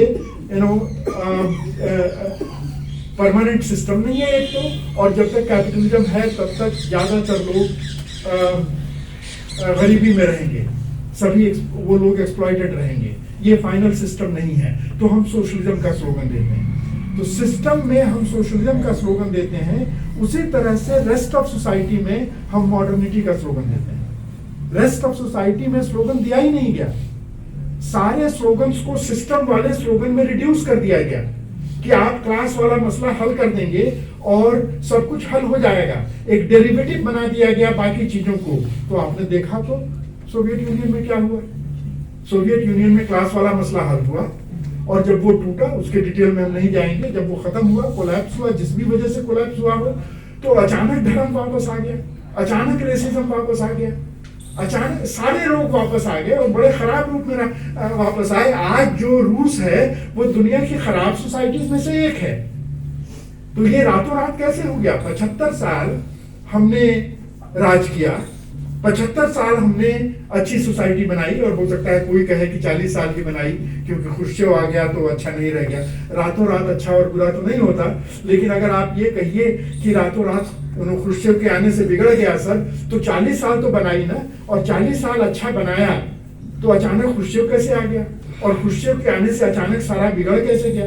या 1991 में आप कहें कि बिगड़ गया, तो 1991 में अचानक कैसे बिगड़ गया? तो सोसाइटी कोई चीज होती है जो सिर्फ क्लास में सिमट नहीं सकती, सिस्टम में सिमट नहीं सकता। सोसाइटी की जमीन में, इस सॉइल में बहुत सारी प्रॉब्लम्स हैं। बहुत उन्हीं प्रॉब्लम्स की तरफ हमारा इशारा था जब हम ये कह रहे थे कि सिर्फ तीली लगाने से आग नहीं लग जाती, सूखी लकड़ी भी चाहिए। वो सूखी लकड़ी हमारी सोसाइटी है, और रेस्ट ऑफ सोसाइटी के लिए सोसाइटी में क्या करना है इसके बारे में अभी हमारे पास स्लोगन और स्ट्रेटेजी होनी चाहिए। और वो पॉपुलर डेमोक्रेसी से नहीं आएगी, क्योंकि वो तो समस्या के बीच में जाना है। पॉपुलर डेमोक्रेसी, जब इलेक्टोरल डेमोक्रेसी आती है तो समाज के दिमाग में पहले से जो है उसी के मुताबिक वोट पड़ता है। ये लोग क्रिमिनल हैं, इन्होंने गुजरात करवाया, हिंदू मुस्लिम दंगे करवाए, लेकिन ये नहीं होते तो कोई और होता। अगर सोसाइटी में इस बात का इलेक्टोरल डिविडेंड हासिल किया जा सकता है, थैंक यू, अगर इसका इलेक्टोरल चुनावी फायदा उठाया जा सकता है हिंदू मुस्लिम राइट का, तो ये नहीं भी होते तो कोई और होता, क्योंकि वो जड़ वहां पर मौजूद है। जब इलेक्शन कॉम्पिटिटिव होगा, नेहरू के पीरियड में नहीं था, लेकिन जब इलेक्शन कॉम्पिटिटिव होगा, जब जनता पॉलिटिकली एक्टिव होगी, तो जनता के दिमाग में जो दबा हुआ है उसको खोद करके निकाल करके ले आने वाला कोई पॉलिटिकल फोर्स भी पैदा हो जाएगा। और वही हुआ है, और उपाय वही नहीं है कि जो उन्होंने किया है वही हम भी करें। हम कैसे झूठ बोलेंगे? वो झूठ बोल सकते हैं, वो हिंदू मुसलमान लड़ा सकते हैं, हम कैसे लड़ाएंगे? जनता को अच्छी लगने वाली, जनता को पसंद लगने वाली बात करके हम सही रास्ते पर देश को कैसे ले जा सकते हैं? क्योंकि जनता की पसंद काफी हद तक गड़बड़ पसंद है, गलत पसंद है, हिंदू मुसलमान वाली पसंद है, सिख और ईसाई वाली पसंद है, अलग अलग पहचानों वाली पसंद है। तो उसका एक ही बचाव है, वो है इंस्टीट्यूशनल फ्रेमवर्क ऑफ डेमोक्रेसी को पॉलिटिकल मुद्दा बनाना। और इंस्टीट्यूशनल फ्रेमवर्क ऑफ डेमोक्रेसी को, कॉन्स्टिट्यूशन को, इस डेमोक्रेसी को पॉलिटिकल मुद्दा बनाना इस कॉन्स्टिट्यूशन को बचाने के जरिए ही हो सकता है, जिस कॉन्स्टिट्यूशन को उल्टा करने के लिए हम लेफ्टिस्ट हुए थे। कैसे हम एक्सप्लेन करें? उसका जवाब ये है कि इस कॉन्स्टिट्यूशन को मैं सिर्फ कैपिटलिस्ट कॉन्स्टिट्यूशन समझता था, तो मेरे पास कोई लॉजिक नहीं था इस कॉन्स्टिट्यूशन को सपोर्ट करने का। जब मैं कैपिटलिज्म का विरोधी हूं, जब मेरा स्लोगन सोशलिज्म है, तो हम किस बुनियाद पर, किस लॉजिक पर हम इस कॉन्स्टिट्यूशन को समर्थन देंगे? अब हम ये मानते हैं कि इस कॉन्स्टिट्यूशन में दो एस्पेक्ट हैं। एक एस्पेक्ट कैपिटलिस्ट है और दूसरा हिस्सा मॉडर्निस्ट है। कैपिटलिस्ट वो है जो प्राइवेट प्रॉपर्टी के जरिए, private ownership of means of production के जरिए कैपिटलिज्म की बुनियाद बनता है। उसको प्रोटेक्शन इसी कॉन्स्टिट्यूशन से, कैपिटलिज्म को प्रोटेक्शन इसी कॉन्स्टिट्यूशन से मिला हुआ है, हम उसके विरोधी हैं। लेकिन इसी बीच में दूसरा मसला खड़ा हो गया। दूसरा मसला ये खड़ा हुआ कि इस कॉन्स्टिट्यूशन का जो मॉडर्निस्ट कैरेक्टर है, जो इक्वल सिटीजनशिप है, इक्वालिटी बिफोर लॉ है, कानून के सामने सब बराबर हैं, सब बराबर के नागरिक हैं, क्या जब हमारा सोशलिस्ट कॉन्स्टिट्यूशन आएगा तो ये एस्पेक्ट नहीं रहेंगे उसमें? क्या हम कम्युनिटीज के रूप में सोसाइटी ऑर्गेनाइज करेंगे, या हमारे यहाँ इंडिविजुअल इक्वल सिटीजन होगा कि नहीं होगा? तो हमारे यहाँ सोशलिस्ट कॉन्स्टिट्यूशन में भी इंडिविजुअल इक्वल सिटीजन होगा, कम्युनिटी की पहचान से स्वतंत्र, उससे अलग इंडिविजुअल इक्वल सिटीजन होगा। यानी जो इस कॉन्स्टिट्यूशन का जो मॉडर्निस्ट कैरेक्टर है, जो सोसाइटी वाला कैरेक्टर है, जो रीजन और फ्रीडम प्रोपोगेट करने वाला कैरेक्टर है, वो सोशलिस्ट पीरियड में जारी रहेगा, सोशलिस्ट पीरियड में चलेगा। इसका मतलब कि इस कॉन्स्टिट्यूशन में बहुत सारा ऐसा हिस्सा है जिसे जेन्युइनली हमें डिफेंड करना है, इवन सोशलिज्म के लिए डिफेंड करना है। और आज वही हिस्सा खतरे में आया है, कॉन्स्टिट्यूशन का वो हिस्सा। कैपिटलिज्म वाला हिस्सा तो कायम है, उस पर तो सभी कायम है। कांग्रेस भी कैपिटलिस्ट है और बीजेपी भी कैपिटलिस्ट है और दूसरी बहुत सारी पार्टियां कैपिटलिस्ट हैं। वो कैपिटलिज्म की वजह से तो इस कॉन्स्टिट्यूशन को नहीं बदलने वाली हैं, कैपिटलिज्म की वजह से वो इस कॉन्स्टिट्यूशन को कायम रखेंगी। लेकिन इन पार्टियों में विभाजन हो जाता है जब मॉडर्निटी का सवाल आता है। तो ऐसी पार्टियां हैं जो मॉडर्निटी के खिलाफ हैं और ऐसी पार्टियां हैं जो कैपिटलिस्ट होते हुए मॉडर्निटी के फेवर में हैं। उनमें गड़बड़ियां हैं, हम डिटेल में नहीं जा रहे हैं कि कौन सी पार्टी कैसी है, हम कंसेप्चुअली फिलोसॉफिकली बात कर रहे हैं। फिलोसॉफिकली बुर्जुआ पार्टियां ऐसी हैं जो मॉडर्निस्ट हैं और बुर्जुआ पार्टियां ऐसी हैं जो मॉडर्निस्ट नहीं है। और आज क्राइसिस जो आया है उसमें हम लेफ्ट के हराने से फासिज्म हारेगा नहीं। लेफ्ट का तो अपना ही ठिकाना नहीं है। नो, कैसे बचेगा? तो लेफ्ट के हराने से फासिज्म हारेगा नहीं। बिना बुर्जुआ पॉलिटिकल फोर्सेस के भी एक्टिवेट हुए, सही बुर्जुआ पॉलिटिकल फोर्सेस के एक्टिवेट हुए, फासिज्म हारेगा नहीं। तो विभाजन कैसे होगा? विभाजक रेखा आज कैपिटलिज्म सोशलिज्म की नहीं है टैक्टिकली, वो स्ट्रेटेजिक है, वो दूर की बात है, वो अलग से होगी। आज की जो बात है वो विभाजक रेखा, डिवाइडिंग लाइन मॉडर्निटी का है। मॉडर्निस्ट बुर्जुआ फोर्सेस हैं और नॉन मॉडर्निस्ट बुर्जुआ फोर्सेस हैं, ये क्लैरिटी होनी चाहिए। ये क्लैरिटी नहीं होगी तो आप सही रणनीति नहीं बना पाएंगे। आप इंस्टीट्यूशनल फ्रेमवर्क ऑफ डेमोक्रेसी को सेंटर में नहीं रखेंगे तो आप सही रणनीति नहीं बना पाएंगे। आप पॉपुलिस्ट होएंगे तो आप फिर गलती करेंगे जैसी गलती 2012-14 में की। 2012-14 में जो आम आदमी पार्टी को और केजरीवाल को और हजारे और वगैरह को जो उबाल आया था कांग्रेस के खिलाफ उस पीरियड में, और सही कारण थे उबाल आने के, कांग्रेस के खिलाफ उबाल आना चाहिए था। कोई हम डिफेंड नहीं कर रहे हैं उस समय के कांग्रेस को, लेकिन जब उबाल आया तो हम में से बहुत सारे लोग जो है वो ठीक से वैचारिक कैरेक्टर पहचान नहीं पाए और अब भुगत रहे हैं। अब बीजेपी की बी टीम पैदा हो गई है उसमें, जिसको हमने समर्थन दिया था। तो हमारी तरफ से तो गलतियां होती रही हैं। 2008 में अगर हम यूपीए 1 से लेफ्ट फ्रंट बाहर निकला तो वो ब्लंडर था, और जिसकी वजह से देश इस मुकाम पर पहुंचा है। नहीं पहुंचता अगर रहते तो ये गारंटी नहीं है, लेकिन निकल करके तो हमने इंश्योर कर दिया कि लेफ्ट इस जगह पे पहुंचेगा। और उसी तरह से आप वाले आंदोलन में कूद करके भी हमने नुकसान, फायदे लोकली हो सकते हैं। डॉक्टर गांधी जीत गए, उसका हम लोगों को फायदा हुआ, वो उसके लिए हम लोग अच्छा है कि ये एक्टिव हुए और ये जीते, और जिसकी वजह से हम सबका फायदा हुआ, वो बात अलग है। हम उस प्लेन की बात नहीं कर रहे हैं, हम पूरे आंदोलन के प्लेन की बात कर रहे हैं कि क्यों नहीं पहचान पाए हम लोग 2012 और 14 में कि ये लोग क्या हैं। और ऐसा नहीं है कि लोग नहीं पहचान रहे थे, अपने मुंह मियां मिट्ठू बनने का रिस्क उठाते हुए मैं कहूंगा कि मैं बहस कर रहा था अपने साथियों से कि ये गलत आंदोलन है और ये कहा जाएगा। ये आज नहीं, लिखित रूप में मैंने बहस की है, और 2013 और 14 में मैंने लिखा था कि ये लोग कहाँ जाएंगे, और एक के बाद एक वो बातें सामने आई हैं। तो ये माना नहीं आपकी बात मानी नहीं इन्होंने नहीं, लेकिन अच्छा भी हुआ कि नहीं मानी, अच्छा भी हुआ कि नहीं जो इनका स्ट्रक्चर बना, जो इनकी पॉलिटिकल एक्सेप्टेबिलिटी बनी, जितना बड़ा रोल अब ये पंजाब में प्ले कर सकते हैं, जीतने के पहले तो नहीं प्ले कर सकते हैं। जीतने के पहले तो रेगुलर लेफ्टिस्ट वाला रोल था, जो सेवा करता है, छोटी छोटी लड़ाइयां लड़ता है और छोटी छोटी लड़ाइयों के लिए जान देता है, वो रेगुलर लेफ्टिस्ट है। बड़ी लड़ाइयां लड़ ही नहीं पाता है क्योंकि बड़ा स्ट्रेटेजिक विजन लेफ्ट के पास था ही नहीं। उस मामले में तो फायदा हुआ है, और हम लोग ये मिक्स पिक्चर है, हम लोग इसको अप्रिशिएट करते हैं कि ये लड़े और ये जीते। उसके बावजूद मैं ये कह रहा हूं, तो ये जो डिफरेंस है, ये जो पॉलिटिकल एटीट्यूड बदलना है, पॉपुलर डेमोक्रेसी पर नहीं इंस्टीट्यूशनल डेमोक्रेसी पर जोर दीजिए, और पॉपुलर डेमोक्रेसी का इस्तेमाल इंस्टीट्यूशनल डेमोक्रेसी को बचाने के लिए कीजिए। फिलोसॉफिकली मॉडर्निटी पे जोर दीजिए, सोशलिज्म के साथ मॉडर्निटी पे भी उतना ही जोर दीजिए जितना आप सोशलिज्म पे देते हैं।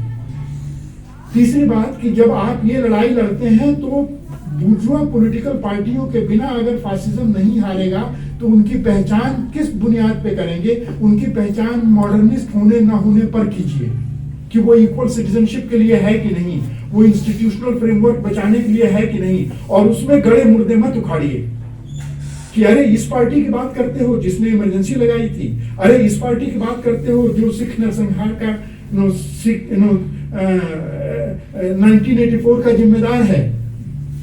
कोई पार्टी धुली हुई आपको नहीं मिलेगी, और आज की क्राइसिस के मुताबिक अगर आप एटीट्यूड नहीं लेंगे और पुराने गड़े मुर्दे उखाड़ेंगे और सारी पार्टियों से लेफ्ट बराबर का डिस्टेंस बनाए रहेगा, इक्वी डिस्टेंस थियरी लेके आएगा कि बीजेपी भी उतनी ही खराब है जितने दूसरे लोग खराब हैं, तो ये पॉलिटिक्स नहीं होती, ऐसे पॉलिटिकल लड़ाई नहीं लड़ी जाती।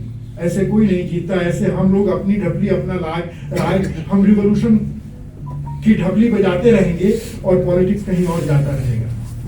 तो ये हमारा पॉलिटिकल एटीट्यूड और अप्रोच बदलने का आर्गुमेंट है।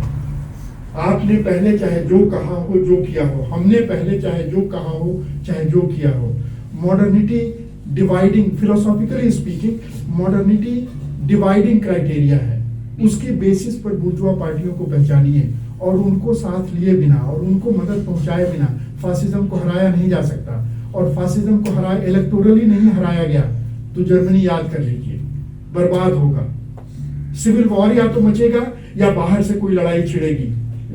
और दुनिया में कोई उदाहरण नहीं है बिना डिजास्टर के फासिज्म के खत्म होने का। फासिज्म हमेशा डिजास्टर में खत्म हुआ है।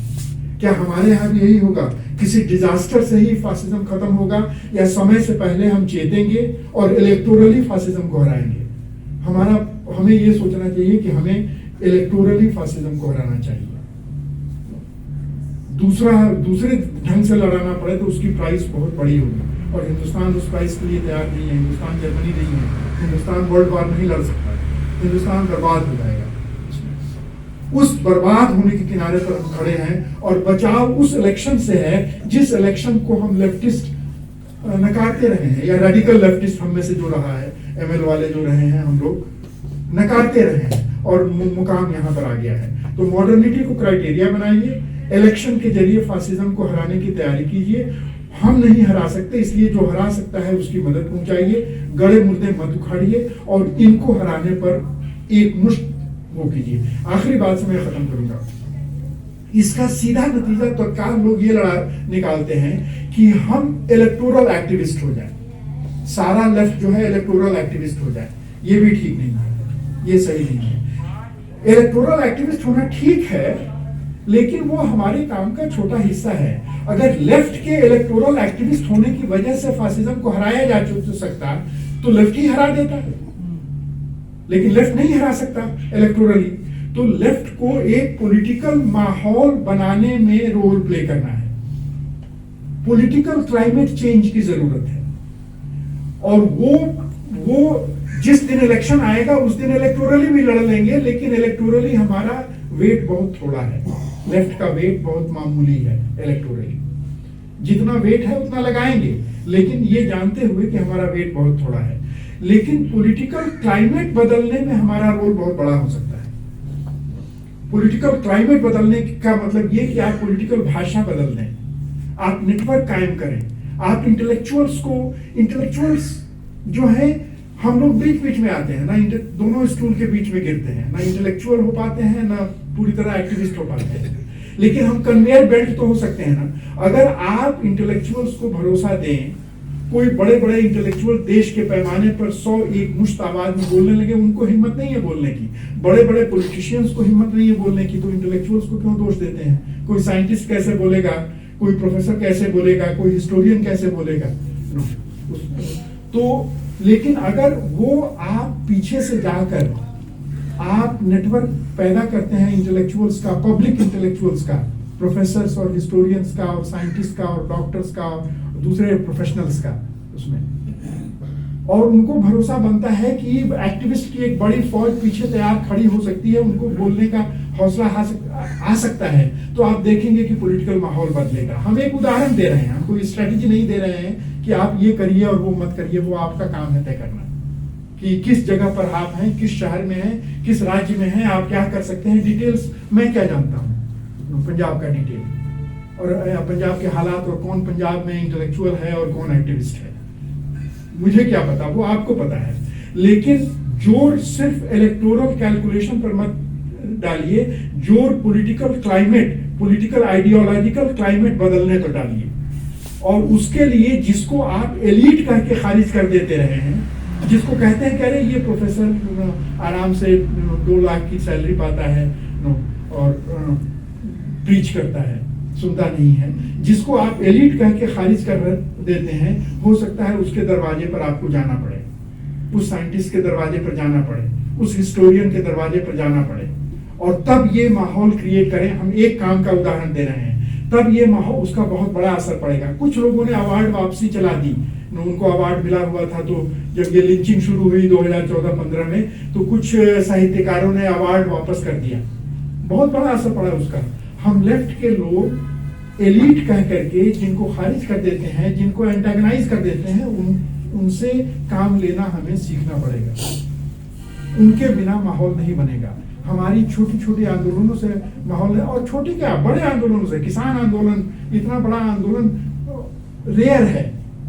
आप लोगों ने जो किया, पंजाब के बिना किसान आंदोलन की कल्पना नहीं की जा सकती थी, और जैसे ऑर्गेनाइज किया और जैसे दिल्ली को घेरा और साल भर के लिए घेरा, और ऐसे ब्रूटल रिजीम को झुका के माने, और उस किसान आंदोलन को ऑर्गेनाइज करने में लेफ्ट का इतना बड़ा रोल, पंजाब के लेफ्ट का इतना बड़ा रोल, और क्या पॉलिटिकल नतीजा निकला? आप पावर में आ गए, तो बदला आपने उस आंदोलन का पॉलिटिकल नतीजा निकाला? पॉलिटिकल नतीजा नहीं निकाला। ये ढूंढना पड़ेगा कि इतना बड़ा आंदोलन करने की आप में क्षमता है, ऐसे आप ऑर्गेनाइज कर सकते हैं, इतने बड़े रिजीम को घेर सकते हैं, झुका सकते हैं, और जब उसका पॉलिटिकल नतीजा उल्टा निकलता है, गलत निकलता है, बी टीम पावर में आ जाती है। यहाँ पर इसके पीछे क्या कारण थे? इसके पीछे वही पॉलिटिकल कंफ्यूजन उसका कारण था। माफ कीजिएगा, हम एक पूरे प्रदेश के ऊपर तोहमत लगा रहे हैं कि उसने आंदोलन किया और उसका नतीजा गलत निकला, लेकिन क्या किया जाए, उसका नतीजा गलत निकला। तो किसी भी आंदोलन से सही पॉलिटिकल नतीजा कैसे निकलेगा, इसके लिए कुछ इन बातों की जरूरत है, इन थ्योरेटिकल पॉलिटिकल क्लैरिटी की जरूरत है कि मॉडर्निटी क्या है, कम्युनिटी की बेसिस पर करेंगे कि कॉन्स्टिट्यूशन की बेसिस पर करेंगे कि इंडिविजुअल की बेसिस पे करेंगे, कौन सी हमारी थ्योरेटिकल बुनियाद हमारी क्या होगी, ये हमें सोचना पड़ेगा। यही हमारा मतलब है जब हम आर्गू करते हैं कि हमें इन टैक्टिकल आज की लड़ाइयों के लिए भी पॉलिटिकल एटीट्यूड और पॉलिटिकल अप्रोच बदलने की जरूरत है। लेफ्ट को बहुत कुछ रीथिंक करना है, रिवॉल्यूशन तो रीथिंक करना ही है, लेकिन आज की लड़ाई भी रीथिंक करनी है, तत्काल की लड़ाई के लिए भी उसको रीथिंक करना है। तो यहाँ मैं अपने आप को रोकता हूँ, बाकी आप लोग जब तक चाहेंगे तब तक बातचीत की जा सकती है। आज दिन भर हमारे पास है, बातें नागवार गुजरी हो तो वो भी कहिएगा कि कौन से बातों से आप नाइतफाकी है, और बातें आगे बढ़ाने के लिए जो कमेंट करना हो वो भी कीजिए। Thank you.